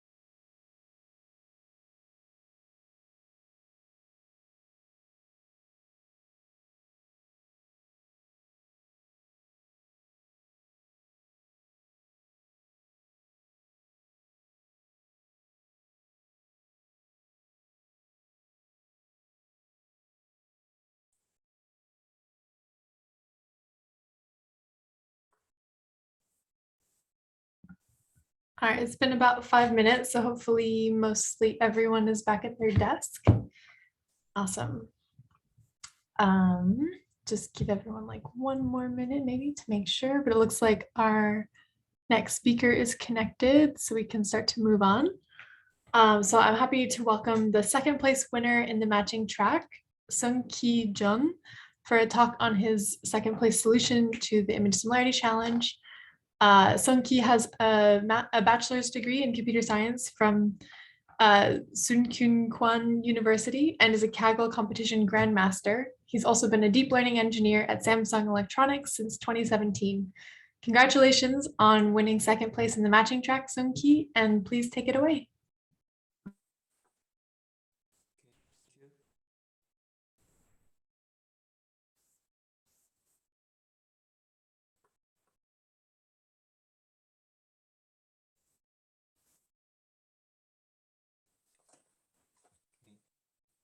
Hi, this is Sung-Ki Jung. I'd like to demonstrate the second place solution. Sung-Ki, we can barely hear you. Really?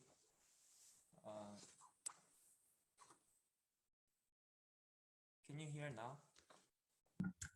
You're a little quiet, but if you can't fix it, maybe everyone can just turn up their volume.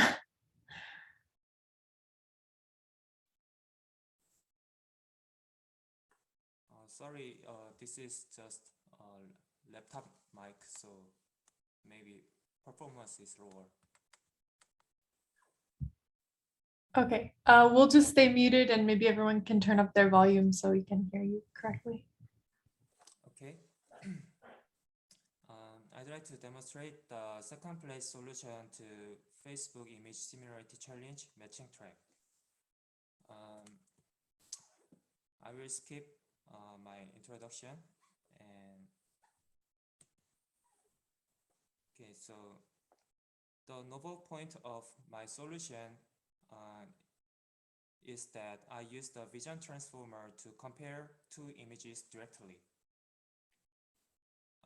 I concatenate query and reference image and ask vision transformer to predict from the merged image if the query image used the reference image.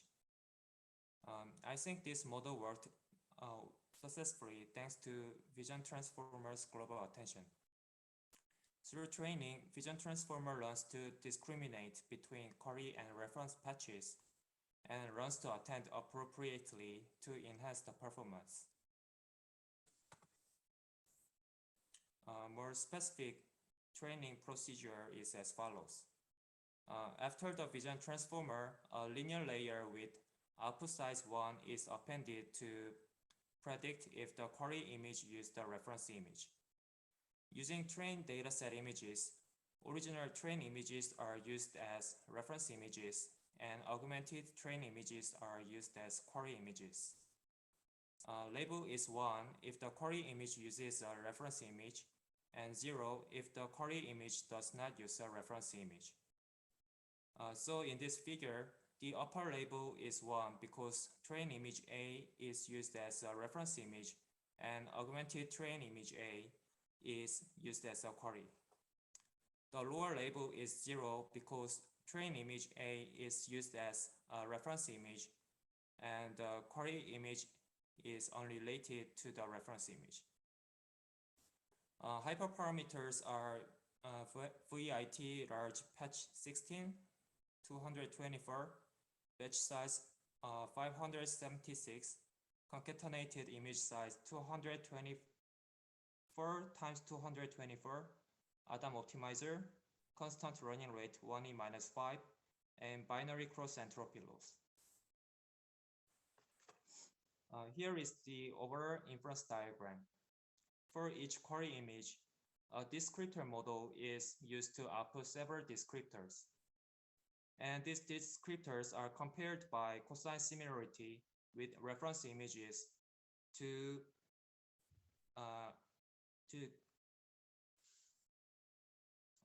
compare with reference images descriptors to get candidate reference images for a query image. And for all collected pairs of reference images and query image, the matching model described in the previous slide is used to predict the score. So this is the descriptor model demonstration. The objective is to make the embedding distance between the correct pair of query reference to be small and incorrect pair to be large. I use self-supervised learning, especially SimCLR. Vision transformer is used as backbone network, and linear layer follows to output 256 dimension embedding vectors. Hyperparameters are VIT large patch 16 384, batch size 56, input image size 384 times 384, Adam optimizer, constant running rate 1e-5, and SimCLR loss. This slide illustrates how I get several descriptors from a descriptor model. To get partial image descriptors, I divide the input image into a grid and get descriptors from each grid image. This process is applied to both query and reference images to get several descriptors. I use 3 methods to get candidate reference images per query image. First, I compare between the full query image and full reference image. This is the most common case. Next, I compare between the partial query image and the full reference image. This is for cases when a small part of the query image contains a reference image. Finally, I compare between the full query image and partial reference image. This is for cases when a full query image contains a small part of the reference image. So here's the inference diagram again. So query image goes to descriptor model to get several descriptors, and they are compared with several reference descriptors by cosine similarity to get candidate reference images for a query image. And for each collected pair, you concatenate them, and VIT matching model processes it to get a score for each pair. Finally, I got 0.8291 micro average precision score in the matching track and achieved second place. Thank you for listening.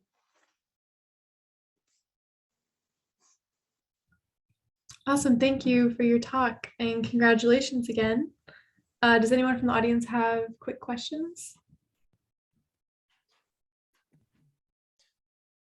Yeah, thank you for your talk.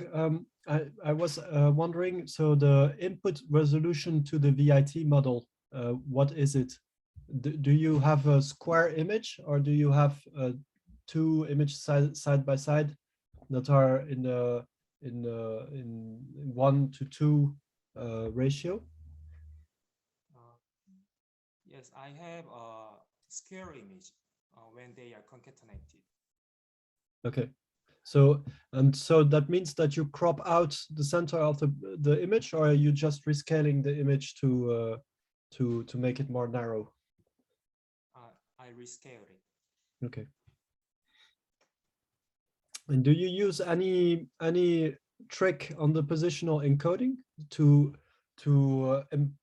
favor that nearby points of the 2 images interact together, or is it just the vanilla VIT?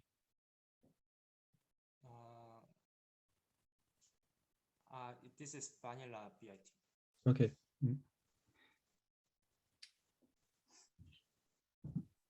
Any other questions?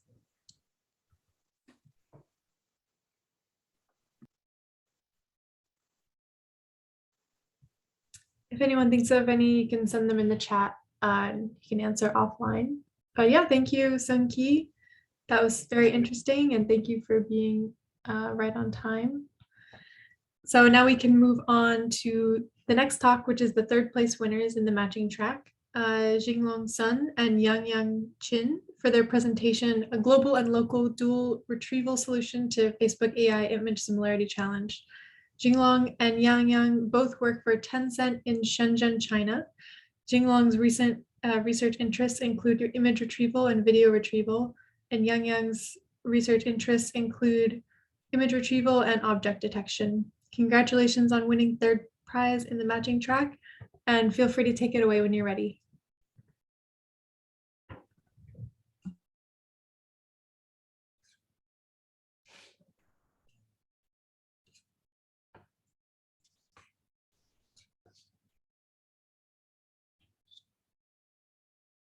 Can you hear me? Hello? Yes, can hear you and see your screen. Okay. Yes. Hello, everyone. I'm Yang Qin, and we are Image FP team from AI Technology Center Online Video Bio and Tencent. Our team members include Xinlong Sun and me. In general, we propose a multi-branch retrieval method of combining global descriptors and local descriptors to cover all attack cases.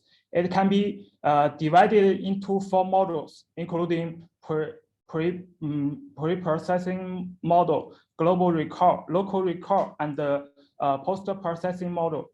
A query image is first put into the pre-processing module for overlay detection. And then we use global and local branch to extract features and record the reference. The last post-processing module will compute the matching scores and then merge them into the final results. The details will be described below. And our method mainly includes the following points. First, we build a detection pre-processing for overlay attacks, and we introduce global descriptor, a robust feature using single model, including multi-step training, more than 40 data augmentations, and extreme memory bank. And then we build a local descriptor for extra recall of extreme cases, including multi-pass recall for difficult attacks, and massive feature searching with GPU phase. Finally, we use a significant improvement which combines global and local descriptors. First, I will introduce the pre-processing model. First of all, we trained a pasted image detector as a pre-processing model. This is mainly for the overlay attacks on query images. It detects the foreground image pasted on unrelated background images. And for detection model, we use an out-of-the-box YOLO-v5 model to predict the bounding box of the overlay foreground image. To prepare the detection dataset, we apply ugly function on the training dataset to generate pasted images and save their bounding box labels. And we found that there are a lot of text and emoji overlaid on the query images, which would cause false positive predictions and affect the detection results. Therefore, we add the corresponding augmentations to improve the robustness. Next is the global descriptor retrieval.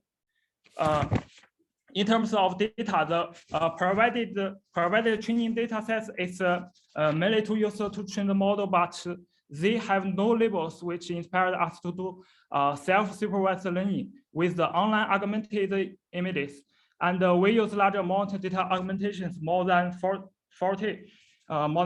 to generate positive sample pairs, which covers most machine-generated acts. Meanwhile, different data sources will be treated as negative samples. And the generation method mainly relies on some OpenCV and ugly image processing libraries. Next is the training process.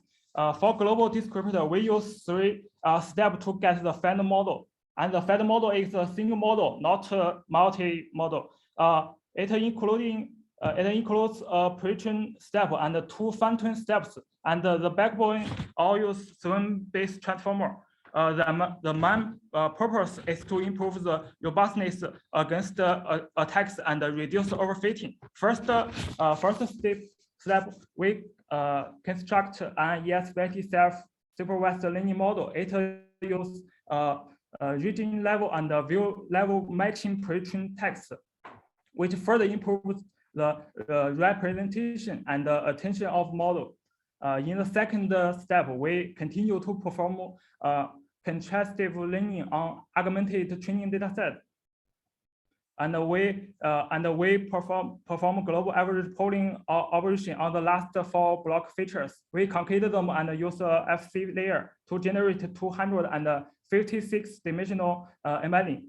The training dataset, the training method follows the usual image retrieval method to construct triples and conduct contrastive learning. Finally, we use a very small learning rate to perform second fine-tune on unlabeled data in phase 1.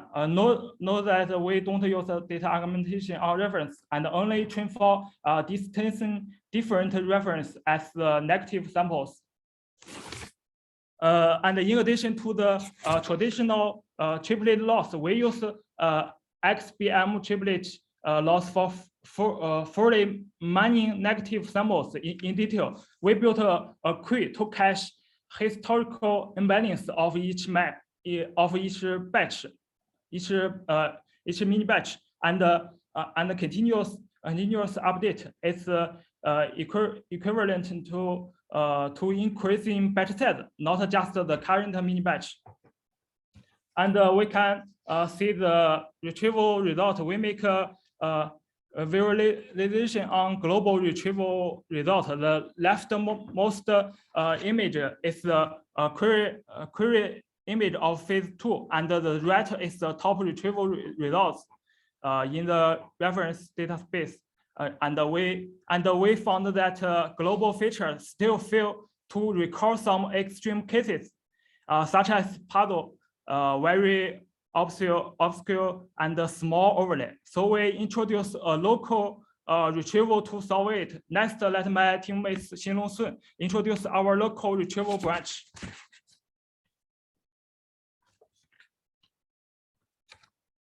Okay, I'm Xinlong Sun. Now I will introduce the local retrieval branch in our pipeline. Firstly, we find that global features can cover attacks such as pixel level trends, color trends, and part of spatial trends, but still fail to recall some extreme cases such as overlay on a background with a small part. This can include the multi-image splicing and wide range clipping as shown in the figures. However, this kind of case has a strong degree of recognition in local. Therefore, a very intuitive idea is to directly use local features for retrieval so as to improve the recall rate.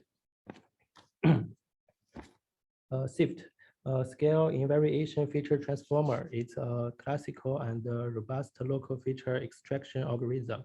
It was proposed by David Lau in 1999 and summarized in 2004. The SIFT features are invariant to image scaling, translation, rotation, and illumination changes. So we chose it as a local feature for recall. In practice, we firstly resize an image to minimal edge of 300 pixels, and then generate some 128 dimensional vectors in uint8 typed by SIFT. There are two sub-branches in local retrieval. If a query image has the detection result, it will use the original and the cropped image both to extract feature, else only use the original image. Because there are about 6 million SIFT point features from 1 million reference images, we use GPU feeds to speed up the retrieval of local features. All SIFT features need about 165 gigabyte GPU memory for float 16 computing. So we run this process on 8 GPUs machine. After acceleration, it will take about 1 to 2 seconds for one query image during local feature recall. During retrieval, a query image will have multiple local features. Each local feature will find the top one result using L2 distance. The results of all points in a query image are finally counted at the reference image level. Then L2 distance threshold and the number of matching points are used to judge the recall. In addition, we also try to use superpoint instead of sift as a local feature for retrieval. But the test results are not ideal. We think it may be because superpoint is more suitable for matching tasks in combination with superglue. As shown in figures, these are the samples of image pairs retrievaled by local branch, where A means query image, B means reference image, C means the intermediate result searched by GPU phase. We use the matching point numbers of two images as the matching score. As the same method, KN matching proposed by Lau with sift. We compare the distance between the nearest neighbor and the second nearest neighbor to match the key point. When the rate is less than the threshold, it can be considered as a correct matching pair and increasing the matching score by 1. What's more, for a pair of matching images, we will flip the query image once to calculate the second matching score and take the largest as matching result. As described above, there are 3 recall branches: global recall, original local recall, and the cropped local recall. We will add up the matching score in the 3 branches and as the final matching score. Next, we will show the results of our method. As shown in table, there are ablation experiments with different methods, where GEMB means global embedding, F means fine-tuning, and P means using pre-processing model. Note that the first fine-tuning is self-supervised supervised learning on the unlabeled training dataset, and the second fine-tuning is on the half of the labels in phase 1. The measure of effectiveness is micro-average precision, MUAP, the same as used in the competition. We show the result on phase 1. We show the results on phase 1 50,000 query and phase 2 50,000 query respectively. It is noteworthy that the local retrieval can improve our score from 0.525 to 0.768, which makes up for the shortcomings of the global retrieval. The whole process takes about 2 to 3 seconds for a query image. In summary, we proposed a global and local DAO recall architecture for the Image Similarity Challenge 2021, organized by Facebook, and won the 3rd place in matching trick. We use data augmentations, memory bank, self-supervised learning, and transformer backbone for training global features, and robust sift feature and GPU phase are used in local retrieval. Finally, the matching score is computed by KN matching. Our method reveals the complementary advantages of global and local features. In future work, we think we can try more skills such as network model ensemble, multi-scale test, and to use superpoint with superglue instead of sift with KN to calculate the matching score in the future. Thank you for listening. Thank you so much for that interesting talk. Does anyone from the audience have some quick questions?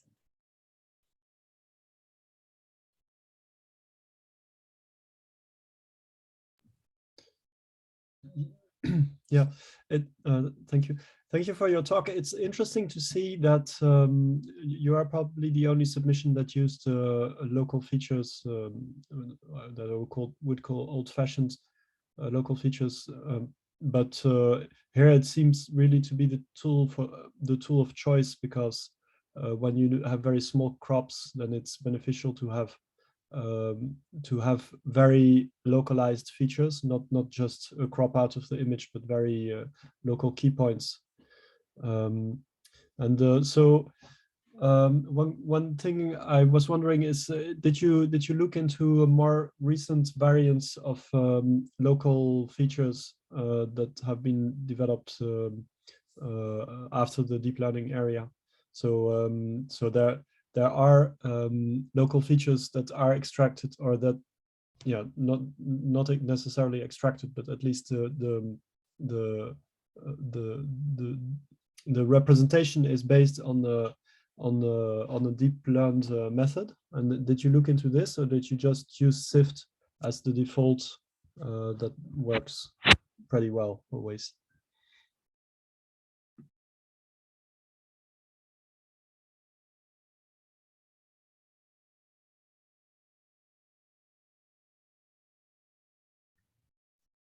Did you get that question? The image FP team?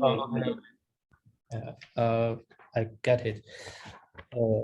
Yeah, we try we tried the super point feature for retrieval, but the result is not ideal. Yeah.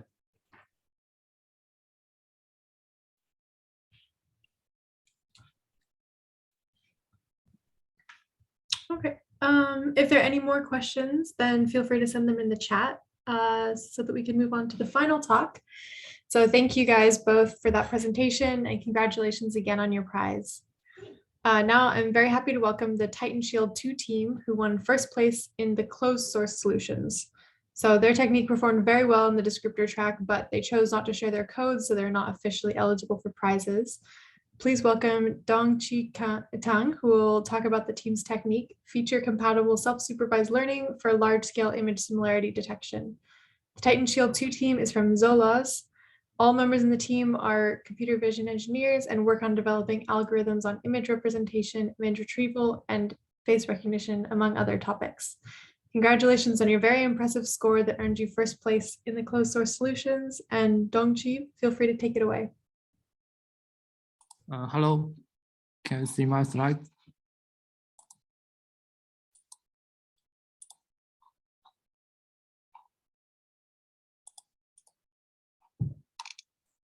Can you see my slides? Yes, we can. Okay, let's begin. Hello, everyone. I'm Dongqi Tang from the Titan Shield team, and I'm glad to introduce our solution for the descriptor check of image similarity detection. We named our solution as FOSO, that is future compatible self-supervised learning for large-scale image similarity detection. At the beginning, I'd like to introduce our team. All of our members are from Zolos, and Zolos provides global identity verification software and is a brand for anti-groups many security capabilities created while developing and operating the Alipay super app. And we are computer vision engineers engaged in developing algorithms for EQIC, EQIB, and content security. Every day, we process a huge amount of data, of image data, and generated in Alipay app. Image similarity detection is one of the key techniques to decrease image content risk, like erotic images, violence images, or gambling promotion risk. And we also focus on research about image representation, image retrieval, face recognition, and magic learning and self-supervised learning. We attend this challenge as it's quite similar with our scenario. We have applied image similarity detection to improve users' experience when using Alipay. And we also hope to explore the frontier of image similarity and to learn some new techniques from other teams. We must say thanks to this challenge, providing a useful image similarity detection dataset, so we can share a lot of new ideas. But as we are busy on our job, so actually we have little time to prepare this challenge. Our first submission to this check is on September 26th. So we reuse a lot of data, codes, and computation resources by our company. And this is an overview of our content. First is our analysis. We find all images of the training data have no labels. Each image is independent, so it's suitable to use self-supervised learning to solve this question. For the query set, we can see query images are transformed from original images. So we use a lot of image augmentation and adopt image registering in our solution. And besides, we find there are some wrong detections that caused by instance cases. To solve this problem, we add some video frames to the training data. And we also notice that there are some deepfake data used in query site. So we adopt a face swap as an augmentation to generate deepfake-like data. As we all know, Ensemble will effectively improve the performance, and match check is relatively easy to ensemble by ranking the match score. However, in the descriptor check, each model outputs various reference feature and the query feature, so we cannot directly ensemble the features. So we adopt feature compatible techniques to try to fix the reference features so query features are comparable. And next is our approach. For the training data, we train our models on provided 1 million training data and our inner data containing 8 million images and 1 million video frames. And for augmentation, our scenario, as we mentioned, that our scenario is really similar with this challenge. We use a lot of transformation and develop more than 50 transformation totally, such as color separate, mean body extract and paste, rotation, watermark, and so on. At the beginning, we randomly choose 2 types transformation for each image. And when the training process goes on, types of transformation gradually adding to 7. Since we want to gradually increase the hardness of training. And to learn image representation, we adopt self-supervised learning and magical learning with image registering branch. For the self-supervised learning, inspired by Dino, we apply centering, sharpening, and the mean teacher to build self-distribution-based representation models. And for the magical learning-based method, we use triplet loss and the margin-based classification as headers to train representation models. And for the image registering branch, it's an autoencoder structure, and we use this branch aiming to decrease the effect of transformation. It works a bit like a score normalization. And this page shows some backbones we use to build our models. We adopt popular convolution networks, including ResNet, and EfficientNet v2, and transformer networks, including swing transformer and PVT v2 as backbones. And for convolution networks, we apply generalized mean pooling of the image feature maps to generate 256 dimensional features. And for transformer networks, we apply MLP of the class token to generate 256 dimensional features. And for training compatible learning, first of all, we have to train a base model and use this base model to guide other representation models.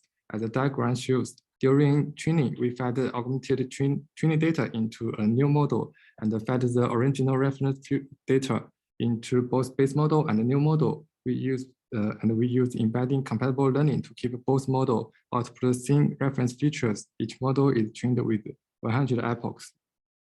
And we select the swing transformer trained by self-supervised learning as base model. And after using feature compatible, we acquire 10 different models to ensemble.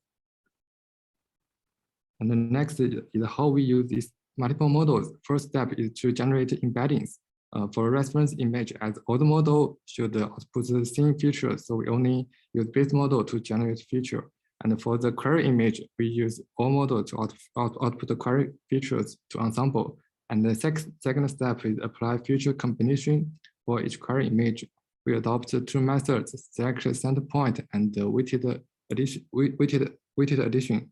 Select center point means calculating distance with each other, and select the point that nearest with others. And the weighted addition means for each model given a specific weight and calculate the weighted addition of all features. And we find the selected center point works, but the weighted addition does not work. And the final part is our results. This page shows statistic results. For results on evaluation data, we can see image registering branch and the multiple model ensemble can help us achieve a higher score. And for results of submission, we both get highest score at phase 1 and phase 2. On this page, we put some visual examples. Left shows a few examples that our model can recognize, and the right page shows some bad cases we cannot recognize, most of which are thin instance cases.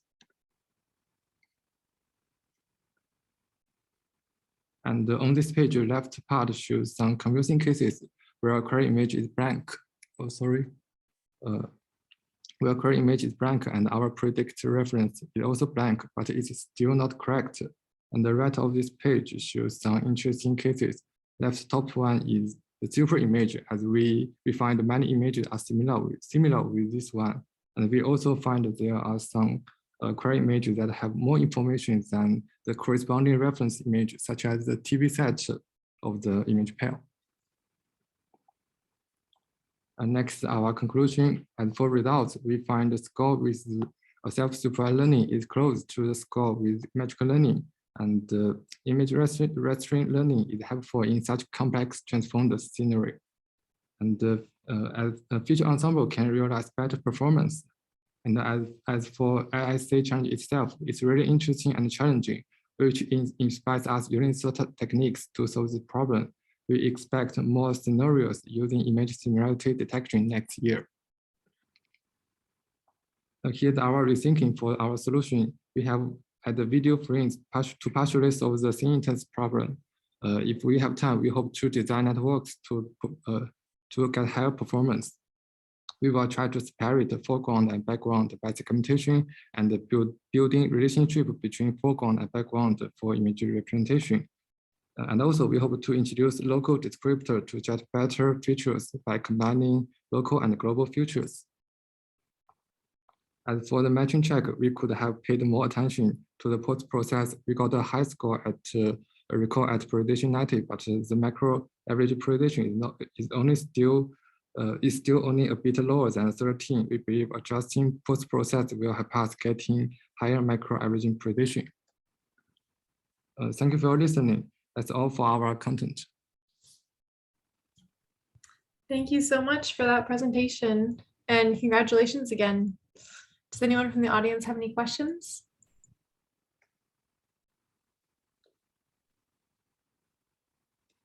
Yeah, I have a small question. So I find the pooling method to aggregate the elements from an ensemble. It's original, right? I haven't seen it before. Yeah, in the slide 13. You made this? No, the next one, the next slide. This one. This one. Yeah, so this pooling method works because the embeddings produced by the different models in the ensemble are in the same output space. They are comparable, right? Yes. Okay, that's interesting.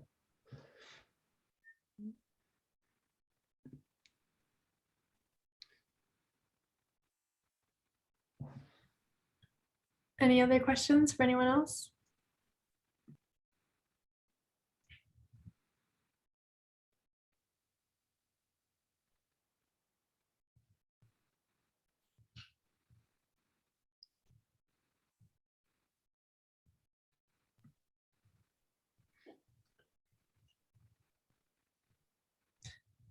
Great. Oh, yes, we have one question in the chat. So when how asks, if we do not limit the descriptor length to 256 and you use concatenation for ensemble, would it be better than your ensemble strategy? You mean ensemble strategy is helpful? I cannot correctly get your question. It's also in the chat if you want to read. I think his question is if you concatenate,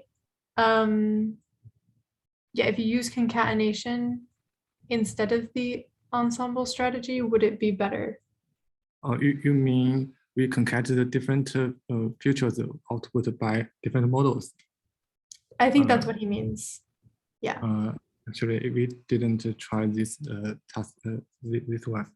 We only we use our feature compatible techniques to let different models output the same features of reference feature, reference image? Well, I think the one advantage of your ensemble strategy is that you do not increase your descriptor length, but maintains ensemble effect. So am I right? Actually, we use different transformation to train different model. And it's randomly choose, so the feature can be a kind of variety, and we only keep a reference feature to output a thin reference feature.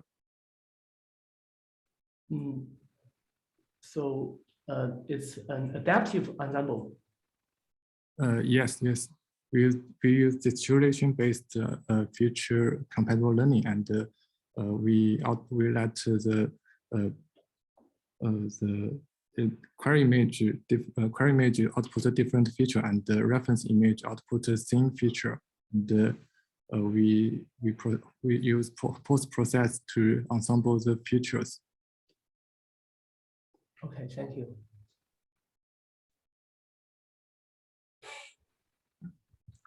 Okay, any final questions?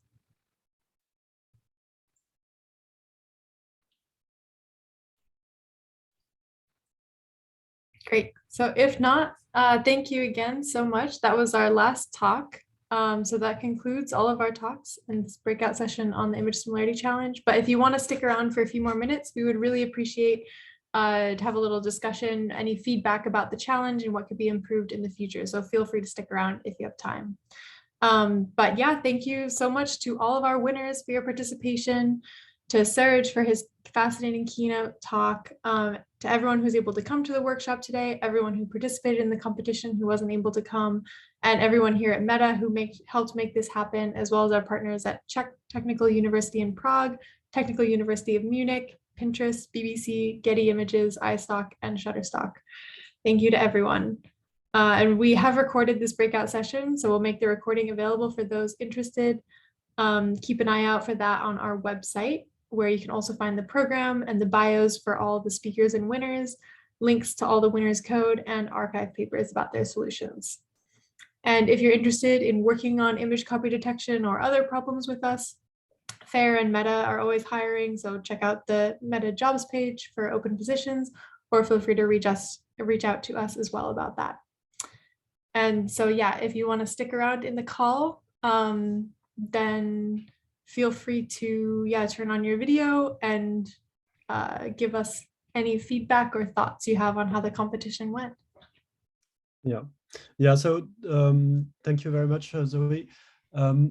So I think that we got some feedback through the forum on the Driven Data site from the participants. But we are open to any comment that you may have or suggestions to better organize this kind of competitions.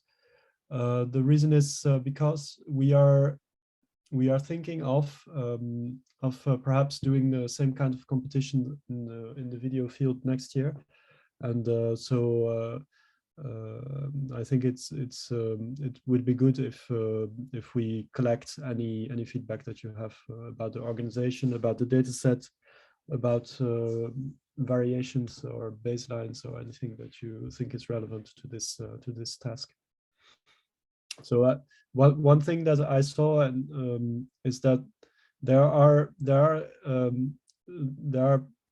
some false positives from your results that are debatable, and so probably we should try to avoid that in a further iteration of the challenge.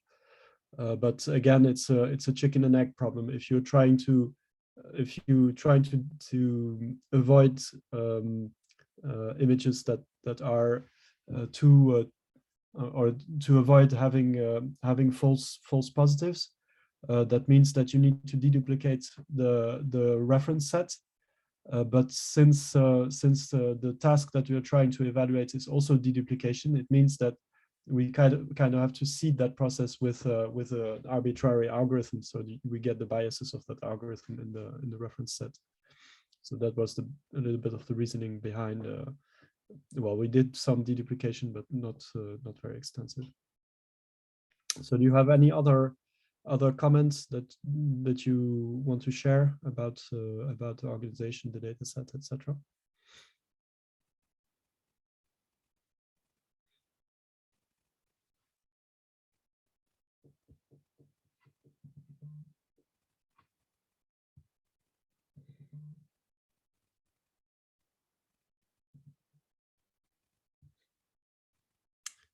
Okay. It doesn't look like we have a lot of feedback. So, okay. Anyway, so if there's no further feedback, then I think we can close the session. Always feel free to reach out to us if you have any comments afterwards.